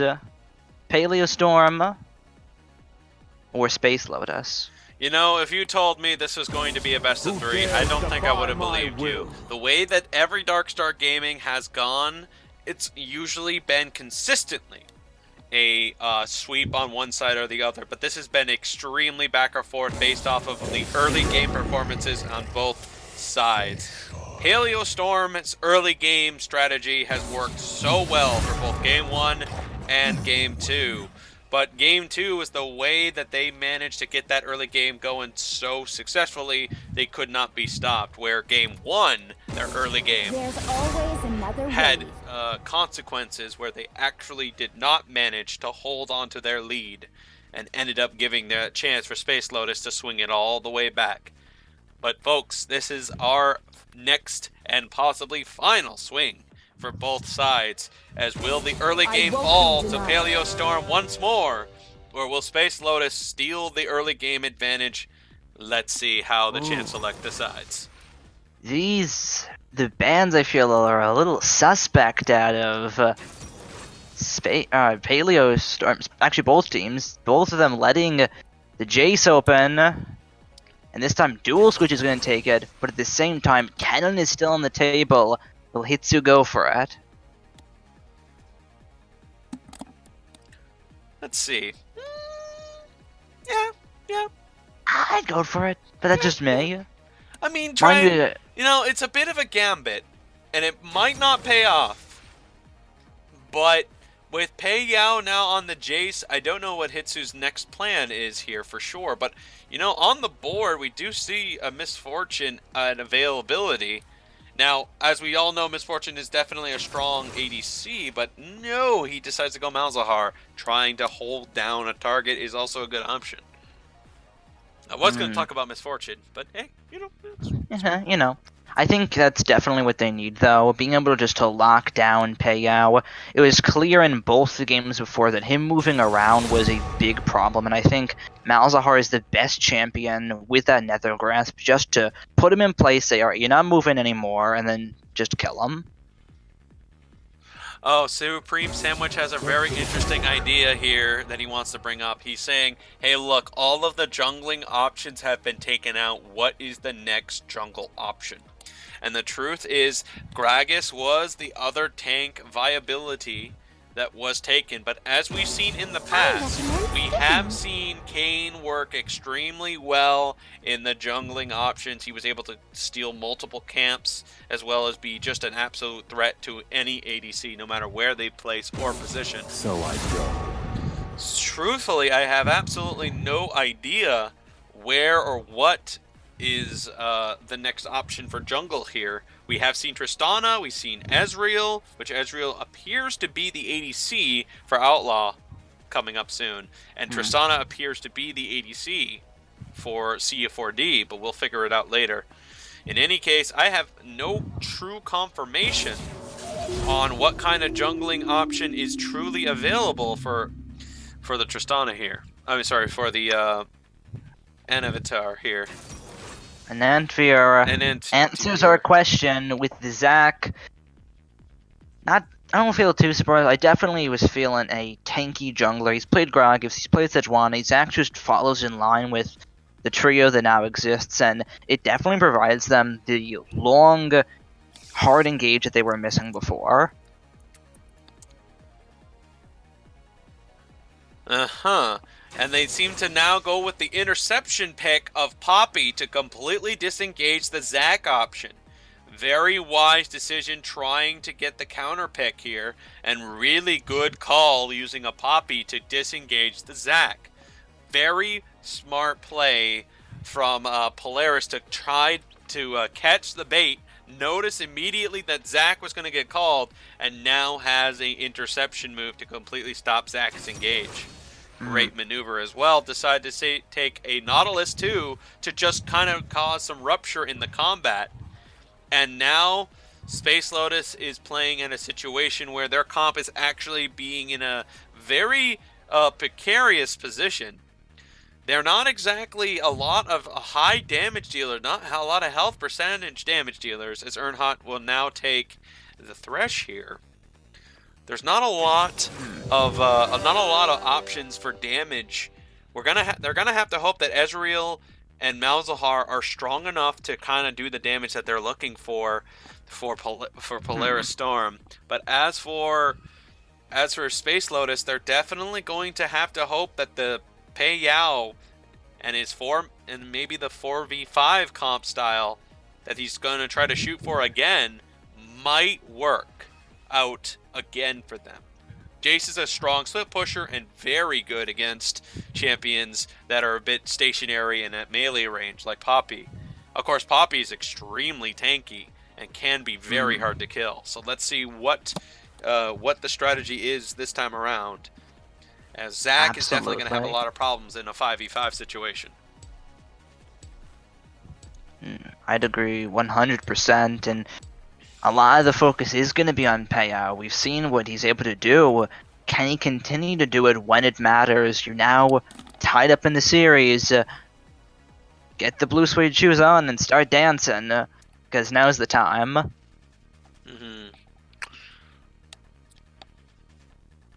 You also get to see how good Damnation God is at baseball, because he's going to have to... I've seen him before, it's very difficult to pull off, but if he's able to time the Poppy Hammer as an Antvier is flying, and that is a disengage gone, no questions asked, and that would really hurt Space Lotus, because that is their main form of initiation. You're not worrying from a Thresh Chuck out of Dio, you're worrying on that Ananvier initiation to work, and if someone's good enough at throwing a home runner, then that's not going to happen. Right. 2 minutes left on the board here, and they're, I think at this point, probably already in the game. But I'm only thinking right now is what's the early game idea? Because it seems like late game is going to be where the focus is for both of these teams. But my biggest concern here is I feel like Polaris might have put too much in to that mid game advantage, because their late game is going to be where a big problem could occur. Ezreal is a very strong early and very strong mid game champion, but his late game I've seen is a little bit up in the air and a bit of a question, and so is Malzahar, as both of their damage outputs are very powerful in that mid game sense. So big plays early is what Polaris is trying to perhaps shoot for again. And I would imagine that is probably happening pretty soon as well. Not an invade, but definitely plans for some sneaky attacks early. Meanwhile, Space Solaris is definitely trying to see if they can survive a 4-man situation and let Paleo do his work at topside, making some good catches, some good plays, some good kills. That's exactly what they're hoping for. If they can get Jace in that right position to do so, then they might be able to hold off that enemy team, even if they have a 5-man going on. All depends on the positioning, of course. Very critical on that. So he's taken at both the games so far, and I have no doubt that press the attack is going to be the choice again. At least I'm very confident in saying so. Press the attack, Paleo, been doing work for them in the wins and losses, but let's shift our focus away from the top lane for a second. Let's look at the bottom lane. You have 2 hook champions down there. Who do you think really wins out? They just kind of, their hooks just kind of run into each other. They just kind of clink, and then they both pull each other in, is what happens. That's how I would imagine that works. They just kind of get hooked onto each other, and then they pull each other in. I assume that's how the hooking system works. All right, well, finally, the finalizer's song is finally finaled, and now we go on to Game 3. There will be no Game 4. There will be no tie. Only a win or a loss that could decide the fate of who's in first place. Indeed. Or in the top 3, I should say. Like, who's ahead of the other opponent. Double Aftershock. I may have misspoke. I don't know the standings. I didn't look. Standings currently, it is 2-0 for Space Lotus and 1-1 for Paleo Storm.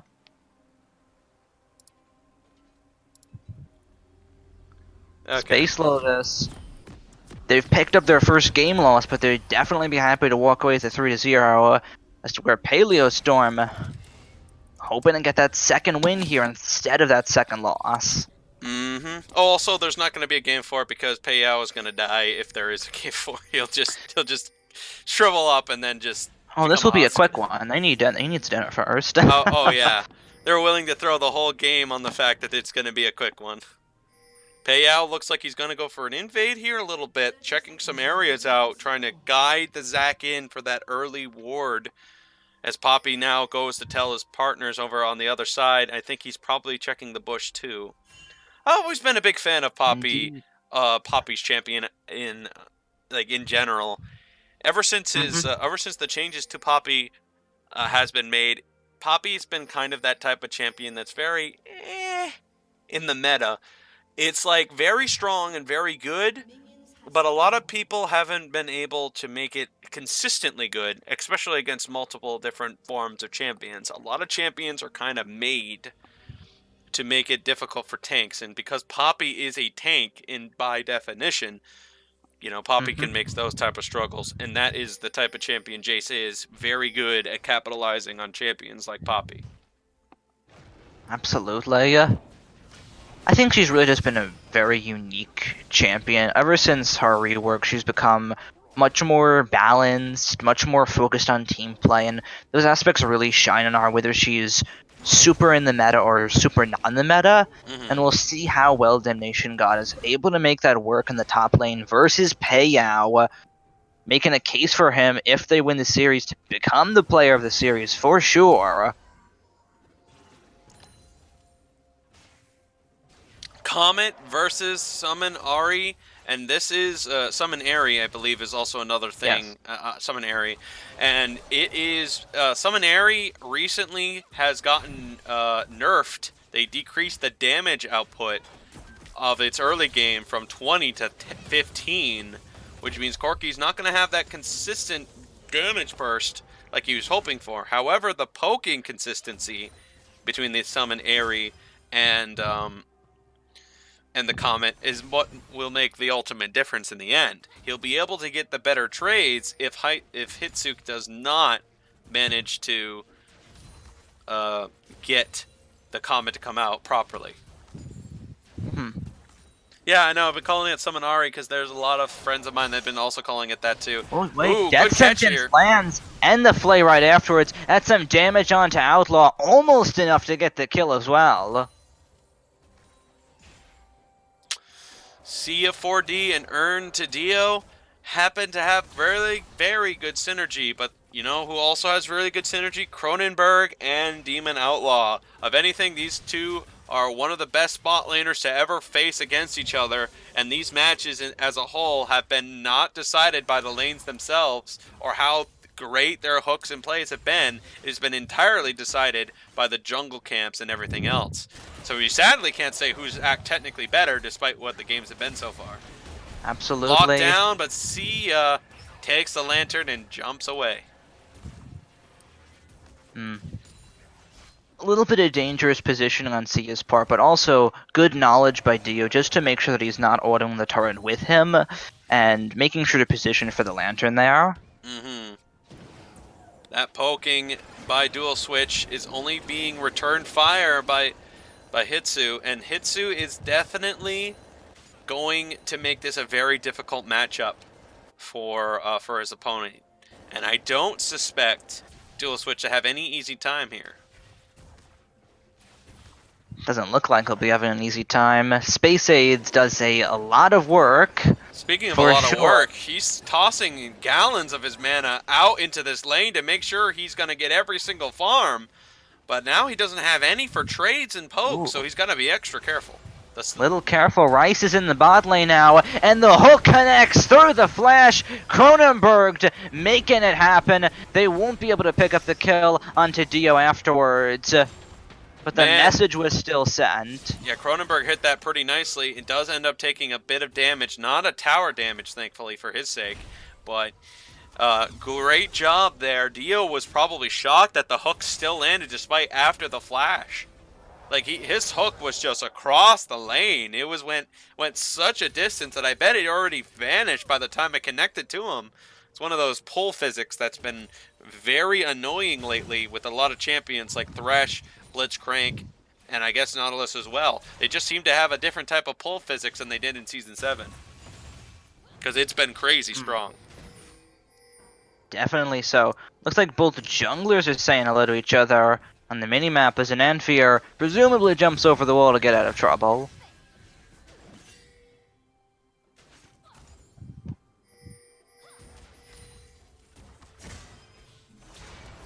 Back to the bot lane though. Dio eats a Mystic Shot. Crucial on which support is able to land a hook first. Decides to tie the bot lane. Cronenberg's going on the flank here, tries to get the Q, predicts the jump, but does not get the hook in the right spot from what I can see. Close stuff though. Definitely could have gone either way if the hook was thrown just a little bit earlier. But either way, it's going to be Sia that escapes with his life. Oh no. And that is going to be troubling news as Earn to Dio has DC'd, which means we'll be seeing a pause menu, folks. Alright. So this gives us some time to not only appreciate the yellow screen for a second time this series, but also to kind of talk about the flow of the game right now. Only 6 minutes in, no kills have gone across, not the bloodiest of early games just yet. What do we think needs to be excelled? Where do you think Space Lotus needs to kind of focus in order to get a snowball rolling here? So there is some very interesting tactics that could be being used right now by Polaris Storm. Now, don't color me wrong here, folks. I'm not coming up with a crazy conspiracy theory yet. I'm only suggesting an idea here, but Paleo Storm has read the chat as well, and they also are looking at the stream too. they do know that Paleo is quite starving, and when starving people are in play, they tend to make rash decisions and rash plays. We did see Paleo making a lot of desperate maneuvers during the Fiora game, and he's also playing Jace as well. When people are hungry, they tend to take certain decisions and actions that could possibly be hazardous for the sake of the end of the game. Now, it's not exactly confirmed here, and I'm not pointing out saying Paleo Storm's attempt to not do any early game plays and not try to end the game early is the plan of attack here, but the longer the game goes is the better chance for Paleo Storm to just wait to see if the ticking time bomb for their opponent to just wait it out for Payout to misplay because of his hunger.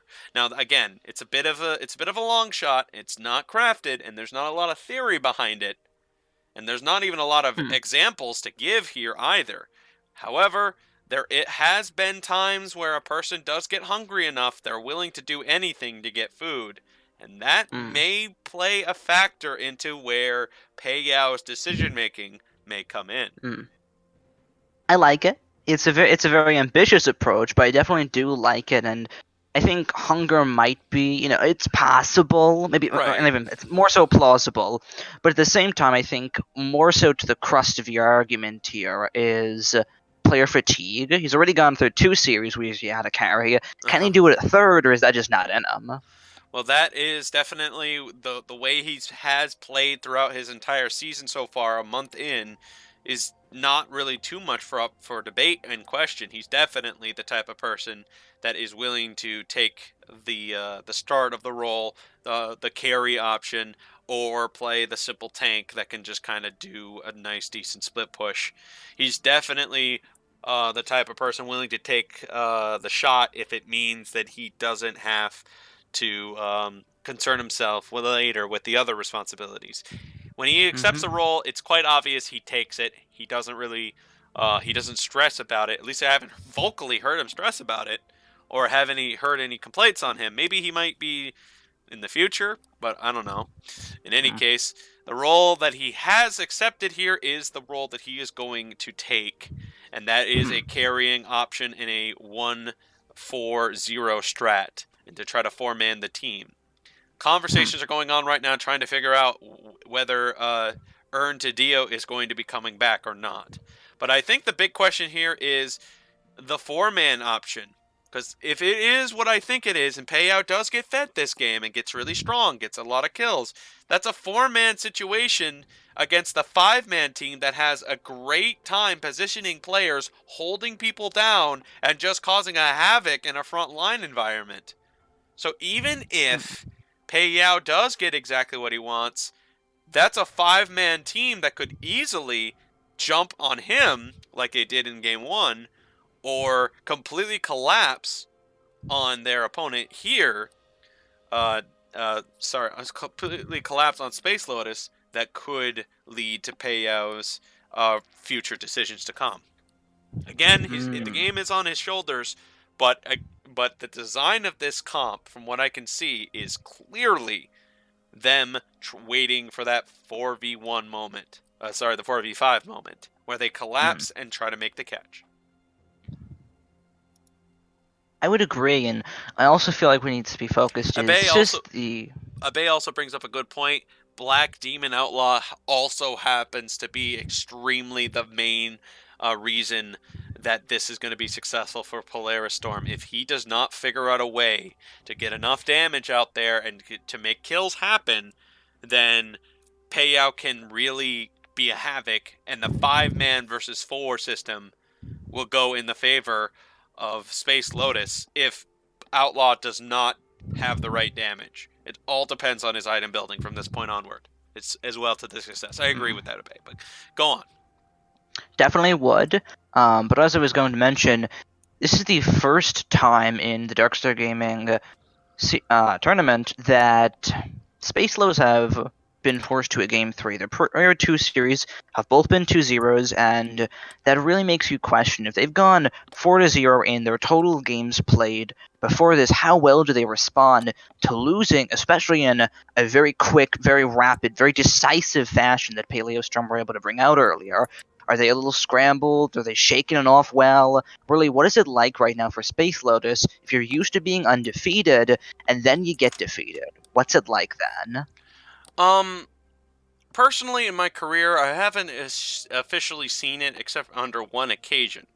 And it's the very occasion that we did, when we first met back in a different series. I will say what the name is later on, but I believe with the context of the story, you'll know what I'm talking about. All right. There was a story about one team that happened to play without, a team that was kind of forged right around the a certain season, the Super Week. I believe you know what that means from that point. Yes. And Right. they happened to have a pretty bad team before that Super Week started. But when the team was forged, that team ended up taking on the undefeated opponents that I'm going to address here. They are, for what I understand, was the inferior team, and because of that, because the undefeated team didn't have a chance against that new set of the team, that's essentially the best experience I have for for the context of that question. And again, sorry for the folks at home who are like, what the heck did he even say? I can't exactly talk about a brand new league when there is Yeah, of course. when there is, I like, definitely get your message, and Okay. perhaps some of the audience members were able to skin my shoes for a moment and kind of decipher exactly what you were trying to say, which I got, and definitely it is interesting how that could be approached and how it might be the case for Space Lotus here. It really, ultimately, there's only so many ways for us to know, and it's very judgmental off of how they play in this match. So far, it's been a lot more quieter. Not a whole lot of moves have been made as Dio finally reconnects. Well, that is Yeah. Payao's got to thank every single god in the whole world at this point, because at this stage that was like 9 minutes off the clock, so we were already looking at a 14-minute game at this point. So he's like, oh no, that didn't just happen. Oh, That poor just Payao, did. he's got to be even more hungry. He's got to be suffering over there. Poor people at home. I bet they're like, oh no. Oh yes. Also, we have to hear the nice hum of the Yeah, shield. I love that. That's my ringtone.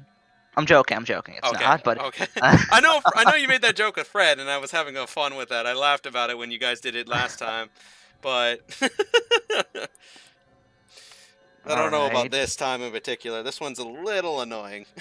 Approaching 9 minutes on the clock as now we're on the topic of Fred. He would gratefully point out that we have extended. There's more pause time than there is game time, as that's about to hopefully stop in 1 second. So anyway, the pause, I do not know exactly why that was constructed. I think one person must have disconnected, but as you guys can clearly see at home, we didn't see that. But maybe it could have been another pause just to restabilize the pause that wasn't officially accepted by the opposing team. The pause must have been immediately continued because of Payao's hunger. But anyway, folks at home, what is happening is, well, a game being extended longer than its actual bounds, and poor Payao, probably, even if he gets the MVP, doesn't want to do the interview anymore because he's going to be really, really hungry. Uh-oh. Dio If he does in get a it little anyway. bit of trouble, but either way, it looks like the rest of Paleo Storm will be able to back out. Oh, man. I'm going to have to just get it later. Oh, I dropped something, but it's fine. Just be fine. Just be fine. Okay, so interesting now. Looks like in all that poking from the Kleptomancy, he's gotten himself a free ward. That's the heavy benefits of Kleptomancy, which I thought, Riot was going to take a look at it from this patch and stop that type of... Oh, it missed the interception by possibly the slightest pixel as he jumps right out of the range of it. Really close stuff coming out of Sia. This time he's not so lucky. Forced to flash away. Now we hover to mid lane. Elastic slingshot forward. Dodges the stretching strike out of Hitsu as Rice comes up to the lane, but a little too late. Mm-hmm.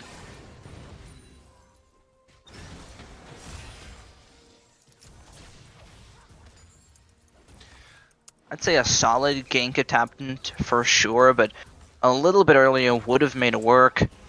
Back to bout though, start to see that Outlaw really doing a lot of work down here. Mm-hmm. I just dropped a quick message for the guy. I hope he's still feeling pretty much okay considering what's been happening so far. Mm-hmm. Again, as I mentioned earlier, it is a game of fatigue. You know, there are people of war, you know, so like in real life combat, as well as back in the ye old days of medieval, a great way to defeat your opponent is to get him as hungry as possible, because that's when they make rash decisions. As I was trying to mention earlier, that was an idea that could work, but again, it's not exactly like a completely. That's not what I'm going with as an idea. It's just it's an interesting concept. That's It's why an interesting concept indeed, and some of it's kind of being highlighted here. You said extend the game. Well, they technically extended the game through having a 9-minute pause, which means even though we should be around 18, 19 minutes now, we haven't even touched 10 just yet. Right, and of course it's Aaron to Dio of all people who DC'd, so it's not like they are the ones that caused the pause. It's not like they're the ones delaying the game, because it's actually his own team. So it's more convenient to the plot that maybe his own team is trying to starve him out too. Absolutely. There's the hookception down there. Elastic slingshot knocks up Cronenberg, who will go down for first blood right afterwards. It's going to be Hitsu that comes down right afterwards. Stopwatch, it looks good, but does it look good enough? It's going to be Sia trying to get out. Hitsu gets the heal, gets out right after as well. There's the flash forward from Outlaw. Some more damage would do it, and that's no lantern for you, buddy. Gets knocked out, split into bomblets, and the kill goes over to Outlaw. Mm-hmm. Payao's now getting a bit more aggressive onto Damnation God, so... Oh, wait a second, Ezreal just found... Go for this one. Outlaw will go for it.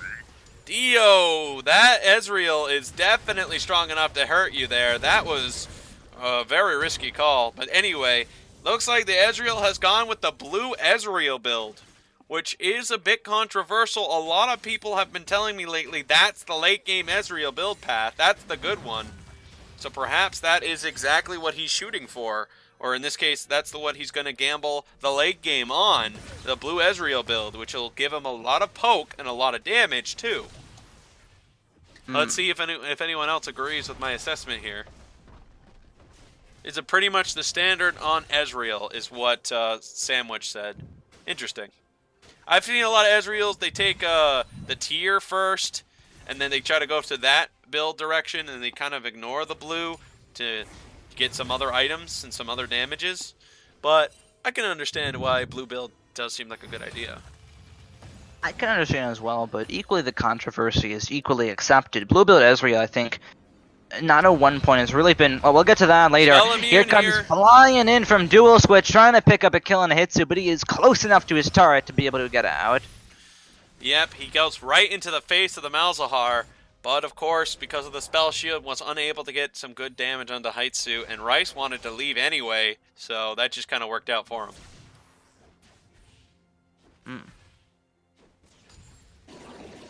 So as I was briefly touching over, historically blue build Ezreal has kind of been 50-50.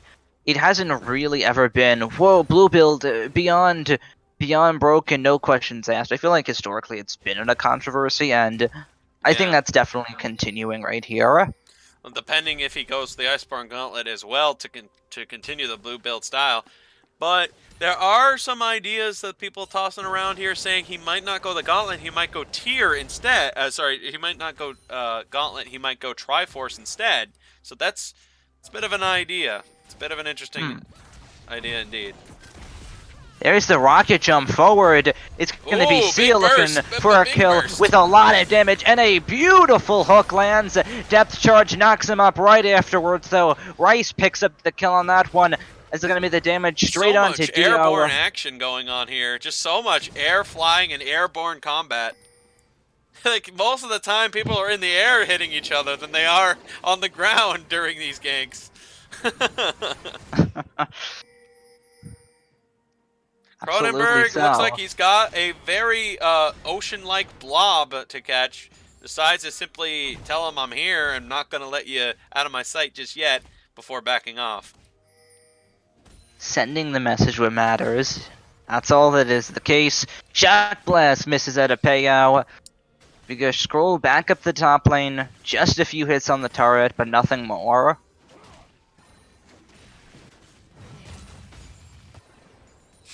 Can you believe... not a lot of conspiracy theories going on here so far. I'm actually a little disappointed. I would thought like there would be some people analyzing like Payao's like stomach conditioning, like has a meter bar and stuff. And it's like every minute going down, it's like him slowly losing like a kidney or something. But nobody's really doing that, and I was kind of like, oh man, I wanted to have some fun with it. Alright. Either way though, 14 minutes in, we are dead even in gold.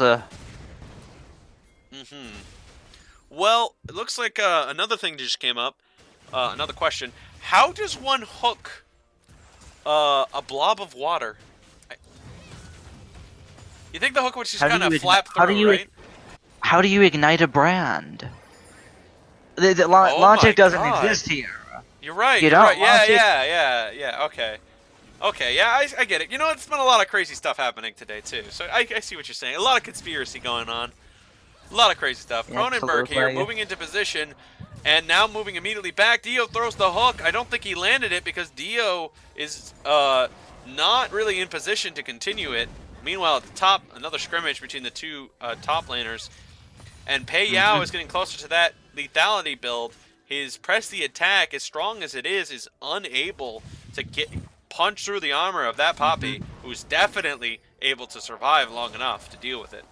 The solo lanes have been much quieter in this game, and you can kind of see why. A lot of what's happened so far has come out of the bot lane, and it looks like that might continue. TP channeled, Ozzy gets hooked up by the hook, but Dio's going down either way on this one. Hitsu's going to help pick up another for sure. Sia does not get out as Hitsu gets it with the last tick. Man, that's got to be very hard to deal with. Dio just ended up getting caught by the hook. The play just all came in all at once. There was no time to react, no time to do anything, and Sia just misread the situation, thinking maybe I could get some good autos, maybe get one little attack in there before the TP shows up. And I think that's actually just a lot of lack of communication, because that play should honestly have not have worked twice, and that Sia didn't see that coming does make me feel like he really misread the situation. I hope he doesn't do that again.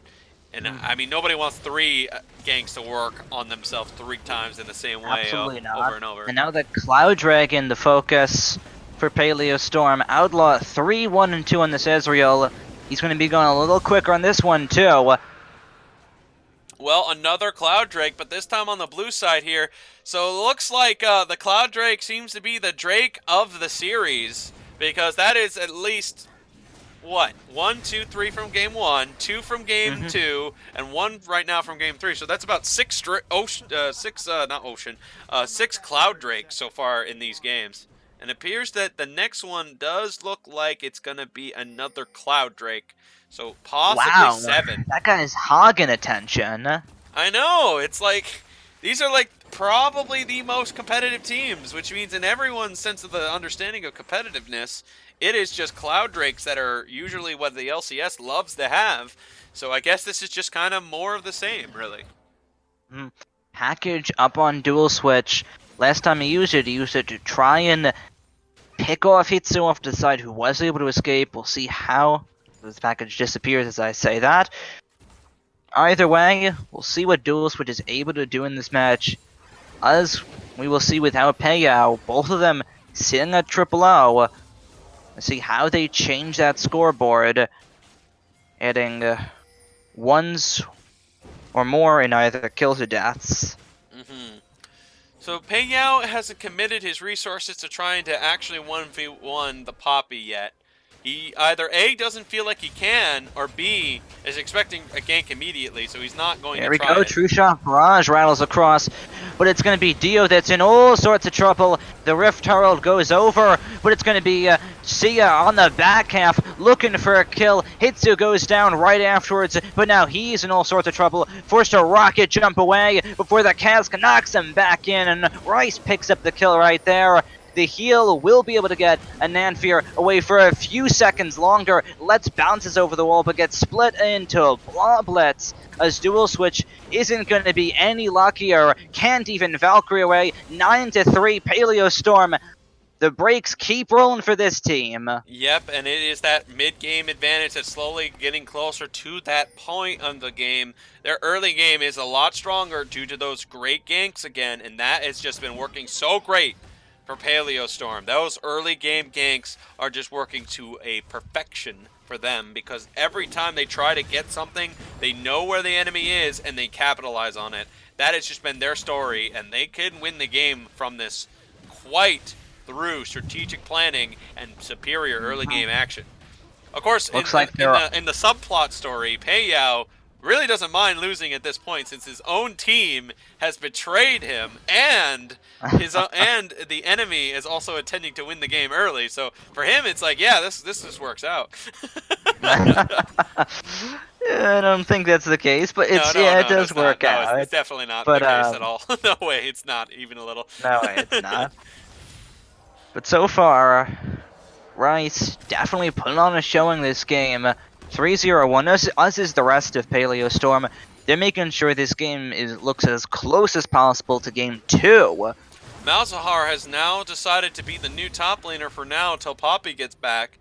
And Jace, once again, still can't seem to find that type of advantage he's looking for. He's slowly grinding away the top tower against the Poppy, but he hasn't been able to steamroll the Poppy the way he's been able to do it in the past.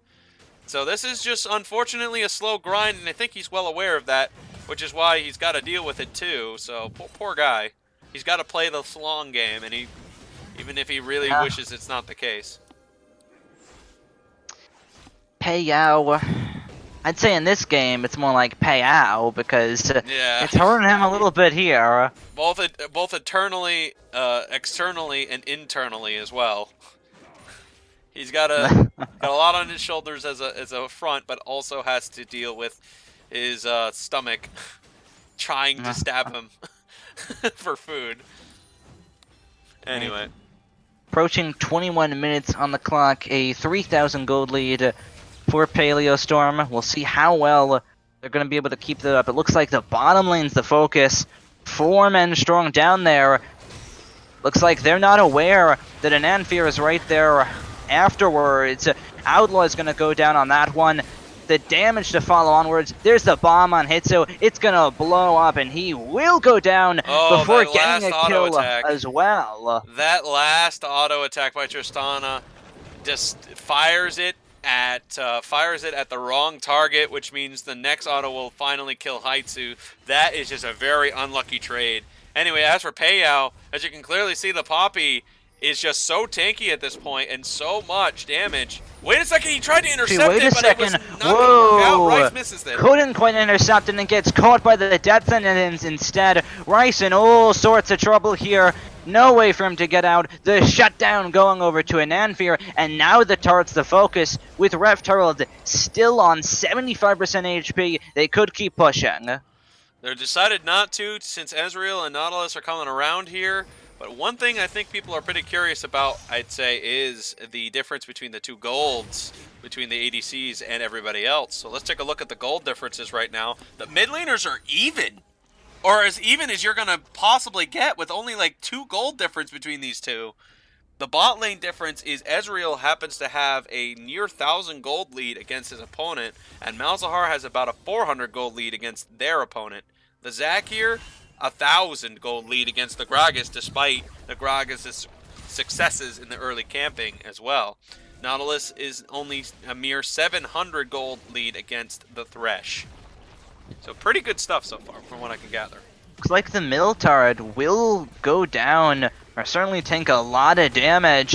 And Anvir throws in trying to stop that, but gets caught right afterwards. True Shot Barrage rattles across. Cronenberg picks up the kill. Package still up, forced by dual switch, as Paleo Storm keep on pushing. Sheesh, I had just a little bit of a mini freak out there. every button I was pressing was resetting the button I was trying to press. Paleo is in all sorts of trouble. He'd have to be a magician to get out of this one. He's definitely Flashes got away enough. He's got a into good the amount of lane. movement speed. He does have a decent amount of damage. His speed is kind of coming through. Does happen to And have to the get out Black of this Cleaver. one, he's gonna have to run into the turret, and Poppy is really, really quick. Paleo goes down. Damnation God picks up the kill. The rest of the teams to rotate over, but That's a 5-man Couldn't advantage take versus him the out. 4-man. This is not exactly how the comp was intended to win here, which means this is extremely in the benefit of Paleo Storm. And I think immediately Space Lotus realized it, and flashes Ooh. are being used to get away from it.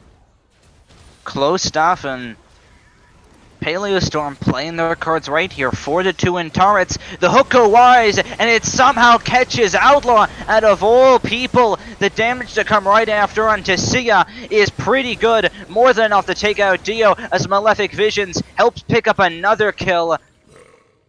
The hook looked good, but the fight didn't work in their favor. 2 kills go over to Paleo Storm.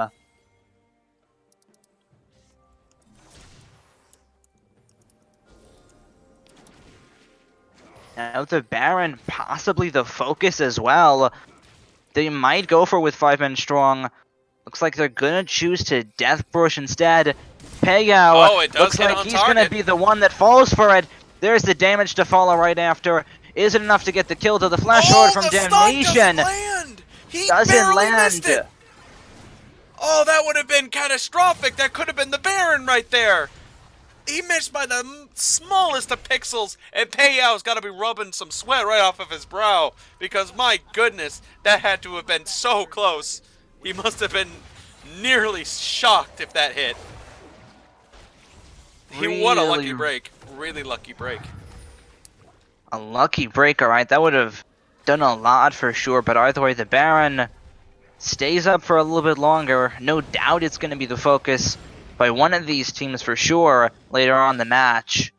That's the kind of good fortune you can really get in those type of environments. When you run into a 5-man bush, that's either a guaranteed death or a very narrow escape, and he just happened to get one. Absolutely. Now the top lane turret will be going down in favor of Space Lotus as they try and even up the turret count for themselves. So the tower now being taken at the top side gives them the tower lead, as it looks like they'll be taking the next Cloud Drake, and that's another one, so they'll be even faster now. I have no idea what the final Cloud Drake is, but if it's Absolutely. if it is another one, Wait. intercepted here by Actually, wait a second. another Might interception be in by a little Poppy. bit of trouble. There's True Shot Barrage, and there's the damage onto an Anfear. Locked onto the turret, can click the lantern, but the box is well placed, which means the team will be able to escape. It's going to be Corky in a little bit of trouble here. Will be able to escape to the coverage of his team, but they won't be able to steal. Oh, they will! Dual switch. Picks up the blue buff. Hook nearly misses again. Cronenberg's gotten those hooks to work pretty well so far in the past, but these hooks are just barely missing each time now. Man, it's just a little bit of luck, and we might see Space of Lotus getting caught out of bad positions. Cronenberg is just nearly centimeters away from getting a big play for his team. Absolutely, and we're starting to get to that critical stage of the game. 3 minutes away from 30 minutes. As the Baron's now the focus, Vision being cleared by Paleo Storm. They're starting this one up in dual switch, backing in the 8,000 on the base Baron now, to 7,000. pick up the package. 6,000 on the Baron in this position. Zach has a chance. They're going to back off here. They don't want to gamble the 50-50, and they back off. Don't want to dual switch. Picking up the You know, package meant that fight I feel could like have they- gone south. Yeah, probably could have not have in some cases. He might have been able to have intercepted it with the W and stopped the Zac from making the jump over. But they don't know that Zac doesn't have a flash, so like their chances to try to go for a play here wouldn't work either. But what they do also realize is Thresh doesn't have it either. So that means there's like the only way he could have intercepted it, or sorry, the only way he could have stole the Baron is if he jumps over, which Poppy does have the block from the W up and ready. So that could have worked out, and that could have been a play that they could have gotten. Of course, they most definitely have no idea about the flash being down. So that's obviously why that would be the case. Space There's a lot Lotus of ifs, whats, and maybes here for this game 3. Just so many maybes and possiblies. Or if only I could get this hook. If only this catch was made. A lot of them. Yes. So far indeed, but what I tell you is a definite is the vision that Space Lotus have down around the Baron is very good. They have it covered on just about every checkpoint where they need it so far. They don't have to worry too much on where Paleo Storm could be. It's more like what Paleo Storm could do. Flash up for Outlaw, up for Hitsu, and it's coming up very soon for Rice and Damnation God. Cronenberg's not going to gamble on the hook this time. He goes He's for the not flash going to go hook. on this one. He There's gets the it. depth charge. They're going to blow up Dual Switch and then turn the focus right onto an Amphere who will be able to get out with a good Lantern out of Dio, but the Baron's now the focus. Right, in this situation, Zac still does not have flash. I don't think Paleo Storm is concerned about that right now. They're only going to get this Baron here. Earn to Dio happens to have the Flay that could make this work, and Poppy just needs to make it so Zac cannot steal this. He needs Go to for be in the position Baron for or it. go They for do the know fight. Poppy knows where the Zac is. The Zac's gonna now See jump. how it goes. Intercepted Dio by Poppy takes again. a lot of damage. The cask knocks him back in. There's no way he gets out of that one. See ya, Rocket jumps away before picking a kill on Cronenberg. Tries to throw a few more abilities to the members. It's a 1-for-1. Both supports down, but hugely for the red team, they are able to stall the Baron. So at the same time here, that they want to go for the Baron, they end up meeting some company, and they decide to not take the gamble because Nautilus ends up dying in the conflict. So their attempt to try to either bait Baron or take the Baron was negated by Space Lotus just being able to get that type of poke damage to come through when it needed to be. I'd say the earlier this game goes, I mean, sure, we were joking a little bit about it earlier with Paleo and all of that, but I think from a genuine standpoint of you mean champion later. skill, You mean the later this game goes. yeah, the later this game goes, the better it is for them, because between Corki and Tristana, their damage is about to go off the roof, and approaching 31 minutes now could be really scary, but So Space once Lotus, again, Paleo Storm they're attempts for caught the Baron. sleeping. They're moving into position right now. Zac still does not have flash. Third Poppy has the time. interception that could stop that play for Zac. He's Is going the to try to third go time the vertical charm over. for them. There's no way There's to the get elastic over. slingshot. It gets knocked back by Damnation God. He can't jump into the pit as it's going to be Payout going down right afterwards. And 17-7. Damnation The God. Baron going over, And- and Paleo Storm are strong on the push. And that is exactly why they took that Poppy. That's exactly the second they saw the Zac is the exact reason they took that Poppy. That is exactly why you just get one of those. You just completely reduced a 50-50 to a 100% chance simply from a well-timed W. And that was just really, really good work. Ridiculous stuff. And now with a red buff Ezreal and 5 men strong, they are pushing down the turret. They're going to push down the inhibitor too. They're not going to overstay though with 6 seconds on Payout. And it is a bit of an unfortunate here, but we will find out momentarily whether Space Lotus can rebound their situation, as it looks like Polaris Storm is about to secure themselves perhaps the only Drake that could have been more objective. It couldn't have been better for them for the objective. A Mountain Drake, and final Drake appears to be an Elder. Couldn't have been better. It's definitely a refresh of fresh of breath air after all the cloud dragons that they've gotten to finally get another dragon, especially one that is very, very useful at any stage of the game, really. Taking up the mountain now. Once they got on turrets, if they didn't fall quick, they certainly fall quicker.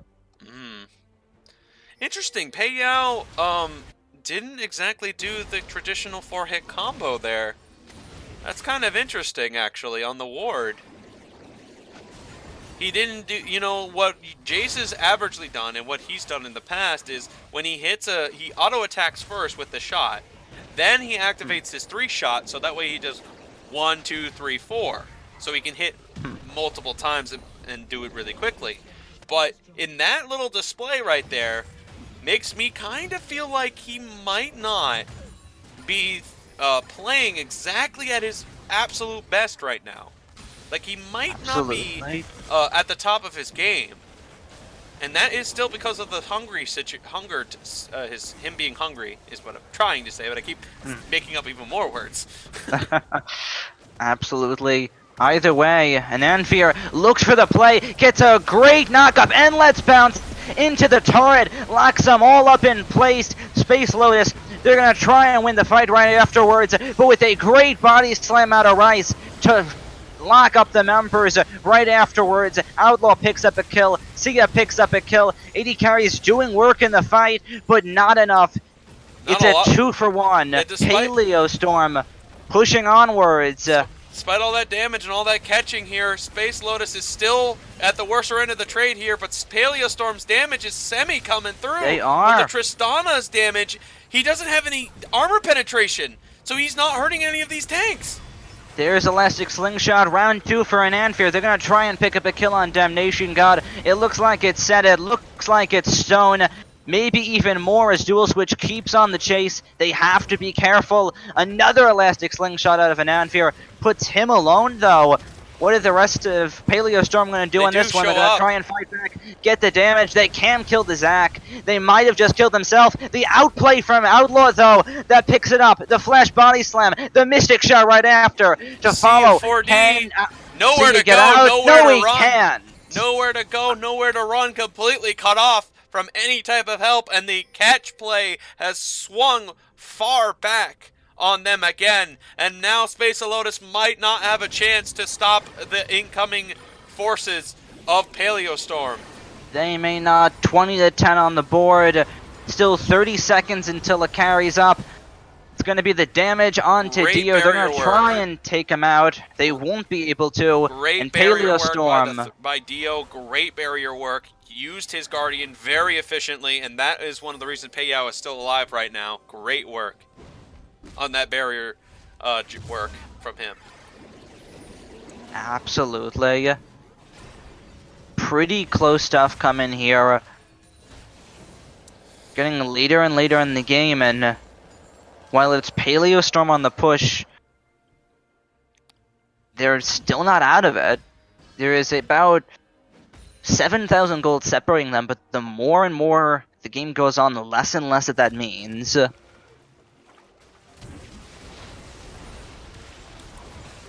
Anyway, Star Fox, you honestly have a pretty good idea of the best mindset for everybody, and yes, that is true. They definitely are thinking the best for their situation at hand.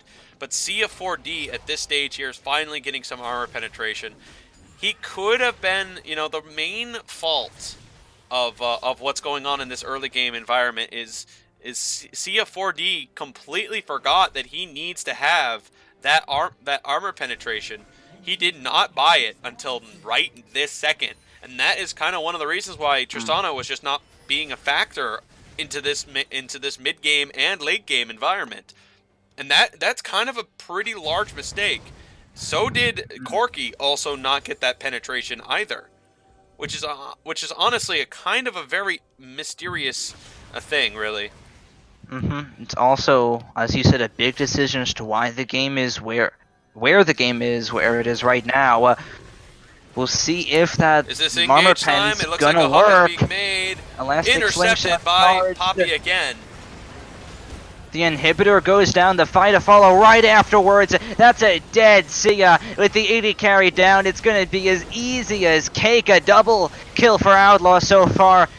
A Ezreal's triple going kill for for a Outlaw. chance Make for a it a penta. few more.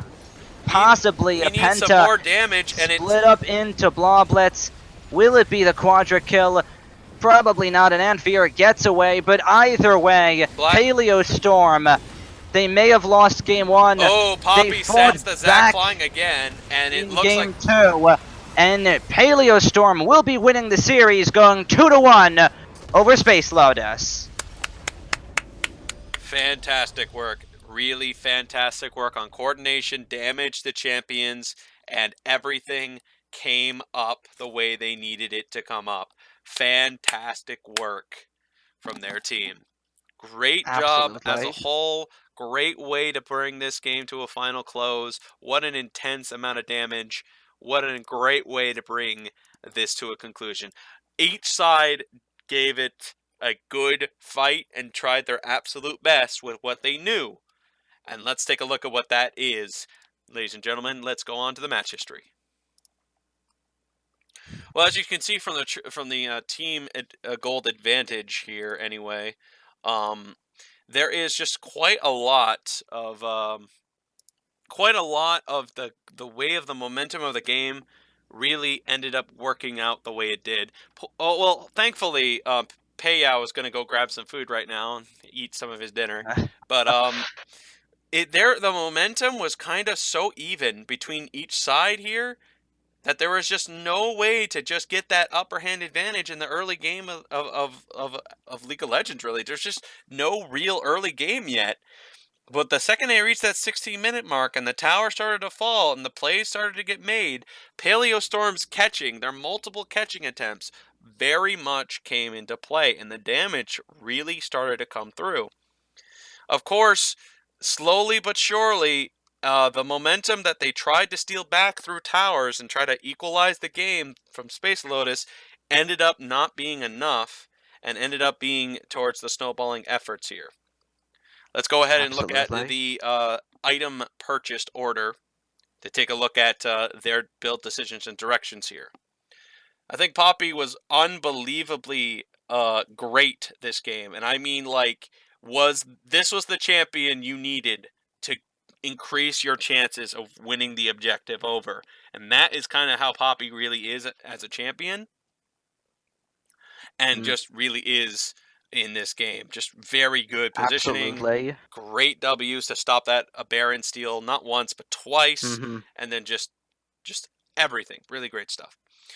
Really good presence of mind to have a Poppy pick there, because as we saw, for 20 minutes, Payow wasn't able to do a single thing in the top lane, and you could argue some of that comes down to performance, but I think vast majority of it comes down to how tanky his opponent was. It doesn't matter how much you know how to move around on champions or how quickly you can outplay someone. If your opponent's not going to die, they're just not going to die. And that's really what helped them win the game in the early stages. And the Ezreal's decision as well to go that health percentage damage to go with the Triforce, I think was also a great call here, getting the Blade of the Ruined King and going for a Last Whisper as the last item, get that extra armor penetration damage, really did work out pretty nicely. Looks to be like the Eye of the Equinox was purchased by the Nautilus, so pretty solid stuff, I would say, from that point there. Let's go ahead and take a look at Space Lotus here, too, as the lethality build style that Jaces have used for a long time is pretty solid for what I can gather, but from what I can also understand is it just seems like Jace's damage that game was just never where it needed to be. And it might be because of what we've been theorizing as a joke. Could be he was just not on his game because of the hunger or not. But regardless, he was definitely not playing at his absolute best there. So let's go ahead and see the rest of the champions as well. The Corki damage was also pretty great, but just never got to that type of penetration damage that was very needed for the Poppy, the Gragas, and the Nautilus. They just never got any items. Corki just never bought the penetration damage and just relied solely on the Sorcerer Shoot for the pen damage. And I feel like that just didn't really work out enough. The other issue, I would say, is possibly C4D's build path. He put too much of his build path into getting the crit and not realizing he was up against tanks. He really needed that Lord Dominic's much sooner, and he decided to go ahead and finish his rapid fire cannon instead of going for the Lord Dominic's. And that might have been why his damage, when you were seeing it getting chased down, might have backfired against him, which was honestly a pretty big problem. He did unfortunately get that item in a situation where he sadly got CC'd right into the enemy thanks to the very incredibly placed Gragas ultimate that pushed him in such a terrible spot there was no way to get out of it, and eventually led to his team being defeated. Later on, the Thresh got the multi-barrier option, which did work really well with Jace, and did seem to do a pretty solid job. But I don't know. I feel like I like his build direction and everything, but it just feels like there's just something about the way it worked out in the game that he just couldn't get those barriers to be super efficient and effective. Might have been because he didn't get any extra healing factor or barrier factor. But regardless, it is what it is, and that's how it ended up concluding in the end. 58 wards being placed by the Thresh means he did a very good job in the warding category. Really good stuff. In any case here, the damage to champion says it all, and the Ezreal, who had the biggest responsibility in the game, came through right when he needed to. 40,000 damage says he definitely did his job, and he did it great. Absolutely. That's more. You're dishing out 1,000 damage more than there are game minutes, because this game didn't go to 40 minutes. Yeah, so you're dealing. Yeah, 37. Actually, 38 minutes almost. 38 minutes. Yes. So you're dealing a lot of damage per minute, and I think that's really, as an AD carry, other than farm, of course, what you're looking to is dish out as much damage as possible, and I think Outlaw did that exceptionally well. That he did. But anyway, let's go on to the pots, ladies and gentlemen, as we go ahead and we determine who gets the MVP. And there is a lot of nominees for this one. I don't even think, like, Game 3, if you wanted to play space everything on the Game 3 being the reason for an MVP, you've got a lot of options, because everybody played really, really good in Game 3. I'd agree, and it becomes tricky to just look at one game or the series as a whole, really, and say, yeah, that guy, player of the series, because I don't think a single player was really perfect throughout the entire series. Game 2 being a highlight out of that, only not really. I mean, of course, Paleo was doing really good in Game 2, even though how they lost was in kind of a strong fashion out of Paleo Storm. But then he kind of slumped towards Game 3, and that kind of highlights that of the series went on, no player was perfect in every single game. And that is, as a whole, that's the general consensus of all champions. Nobody's perfect. Nobody can play perfectly, and nobody is the best. But let's see what you guys think deserves the pots. I'm going to go ahead and place my vote right here. I think the Poppy pick is a good vote here, and I'm going to go with him for this one. The votes already coming in here. Life is Rice seems to have the most votes as well, and for good reason. He really played very efficiently and very effectively. All of these members did really great in the game, and the shot calling was just where it needed to be when it was there.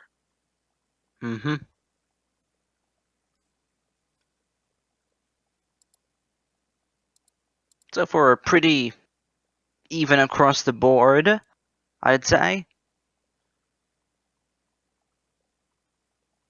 As you said, though, Life is Rice currently Oreo, leading the charge. Oreo, look, I mentioned the wards once, okay? I mentioned it every game once because I care about it, all right, Oreo? I mentioned it once, and I didn't get into a big sentence about it, not like a paragraph. I said a thing about it and I moved on. I'm talking about the build order more than anything else and early game strategy. I'm trying to learn, guys, that ward's not the greatest thing of all time. But come on, man. I'm talking about other stuff. You mentioned that every stream, brah. The double wards thing. Dude, brah. I mentioned every stream because nobody ever cares about it before I started streaming, brah. I'm telling you right now, brah. Oh, Hitsu was the shot caller. That's actually kind of interesting. I kind of want to give him I want to take away my vote a little bit for Cronin from Damnation God, but who knows, honestly. Bruh. I throw it over to Okay, Steph, Outlaw. I'm backing up. I'm backing up. Yeah, I'm backing up. absolutely. I think Alright. I threw in my vote at Outlaw. I feel like I said, no one was perfect, but I think the one that came closest to doing. He ain't worth it. You're right. He ain't worth it. He ain't worth this. Yeah, you're right. Alright, I'm done with the bit. Go on. Okay. But like I was saying, I feel like that while no player in the series came perfect, obviously, I feel like Outlaw definitely came the closest for what it's worth, and he really did highlight his performance in Game 3 with some clutch outplays and a really just strong performance throughout the entire game. Right. And Life is Rice here is getting the most votes here, which is kind of making me feel like is going to be the decision going into this one. But it's kind of a bit surprising. I was mostly expecting a little bit more of a closer voting here. But hey, let's go ahead and make the countdown just to solidify it, as it looks like the votes are pretty secured from what I can tell. But anyway, let's go ahead and vote. Sorry, not 3. I should start. 3? Yeah, it's way too early. That's way too little. It's way too early. You're right. 10, 9, 8, 7, 6, 5, 4, 3, 2, 1, and 0. Life is Rice. You've won the pots. Congratulations. Won the pots. Won the pots. Okay, well, folks, for you at home, let's go ahead and get that man into an interview so we can talk to this guy. This pots man. Oh. Okay, well, they just left the room, so, they left their own team chat. Huh. Guess I'm gonna have to go ahead and give him a message. That's a little unlucky. Well, Rice is still on the Discord, so it's still an option. Right. There he is in the thing. Okay. Well, anyway, I better delete that comment. That's a little embarrassing. Okay. Rice, good. Let's go ahead and bring him in, shall we? Wait. Why didn't that work? He's here. He's here? Oh, that's because he's here. I didn't see him in here. And you guys are trolling. Yeah, wait, what? What do you mean we're trolling? Trolling, man. What'd you say? No, what do you mean? I'm not trolling. You're trolling, if anything. Yeah, you're right. It's my first time jungle, man. What you mean? I think you actually... Didn't you play last week? I was top lane. Yeah. Oh, okay, your first time jungle. All right. Well, man, I gotta know, the switch, actually, for my first question, from top lane to jungle, how did it fare for you to get used to this new role? It was nothing, man. Nothing, man. Okay. I mean, like, compared to our last jungler, I think I'm a god.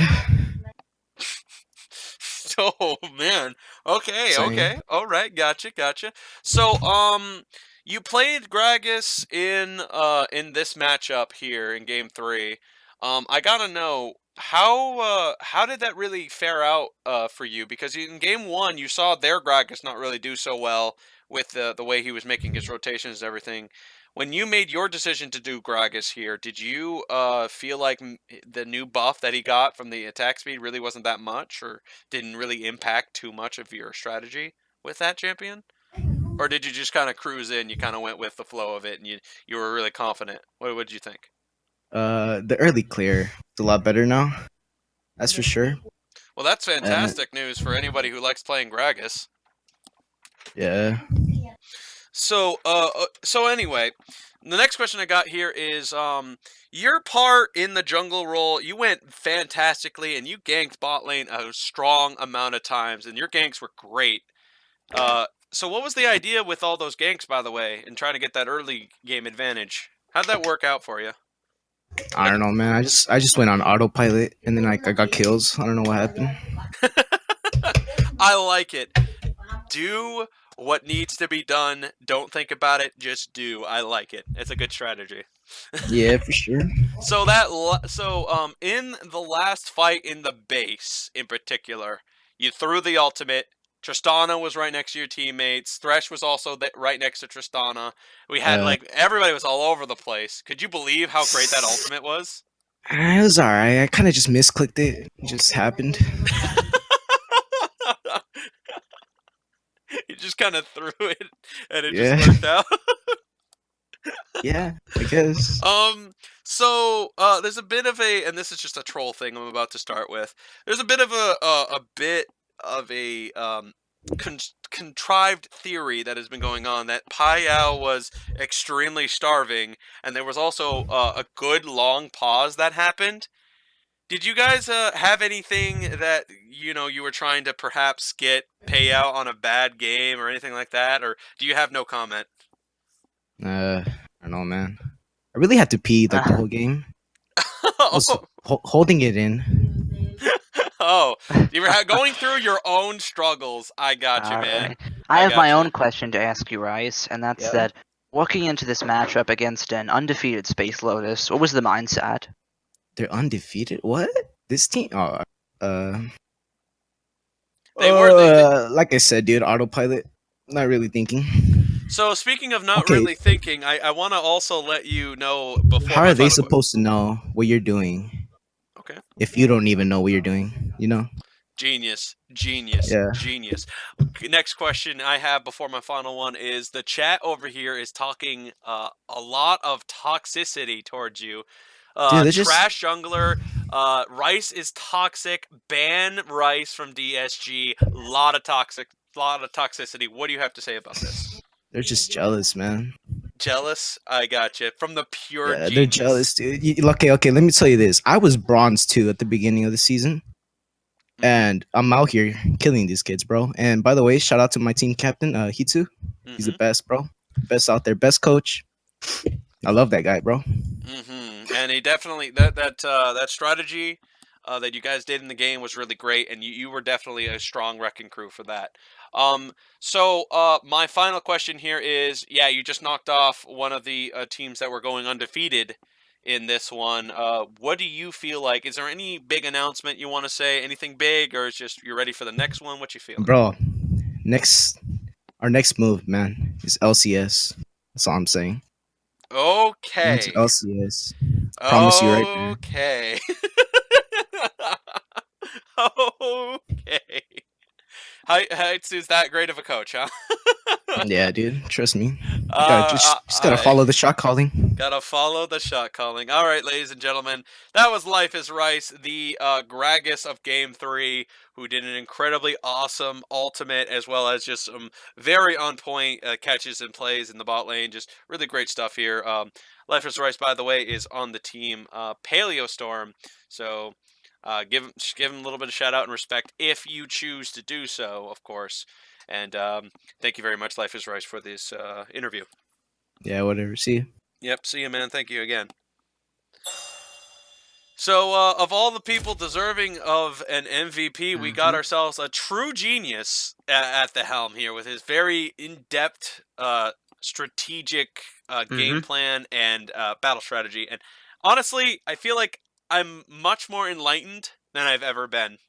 A true tactician. A true tactic. In fact, he might be the shot caller up next. Haitsu's got to be careful, really. How does this even happen? Oh my goodness. Well, folks, here, my name is Army Overlord. I was the cameraman. I was the replacement to Sonic Abs, who was the caller. And my name is Blaze. I was your play-by-play. And we thank you very much for watching. We're going to go ahead and end the stream. My goodness, it's already super late. We talked about way too many stuff. We started at 8, and now it's we almost went into a 4-hour stream, all because we kept talking about how cool everybody's build directions were. Huh. Well, It's a very strategic game. It's like there's so much to talk about sometimes, and then the time just kind of gets away from you. Well, anyway, folks, I just want to say good night. Thank you all for watching. I hope you guys found some interest out of everything that's happened. And remember to stick around. We want to have 150 followers so we can get that giveaway going. Natsu is talking about that. And also thank you, Natsu. I really hope you watched the game 1 because game 1 was supposed to be the game 2 was supposed to be the Zoe game. And ended up happening. So I hope you liked that performance, Natsu.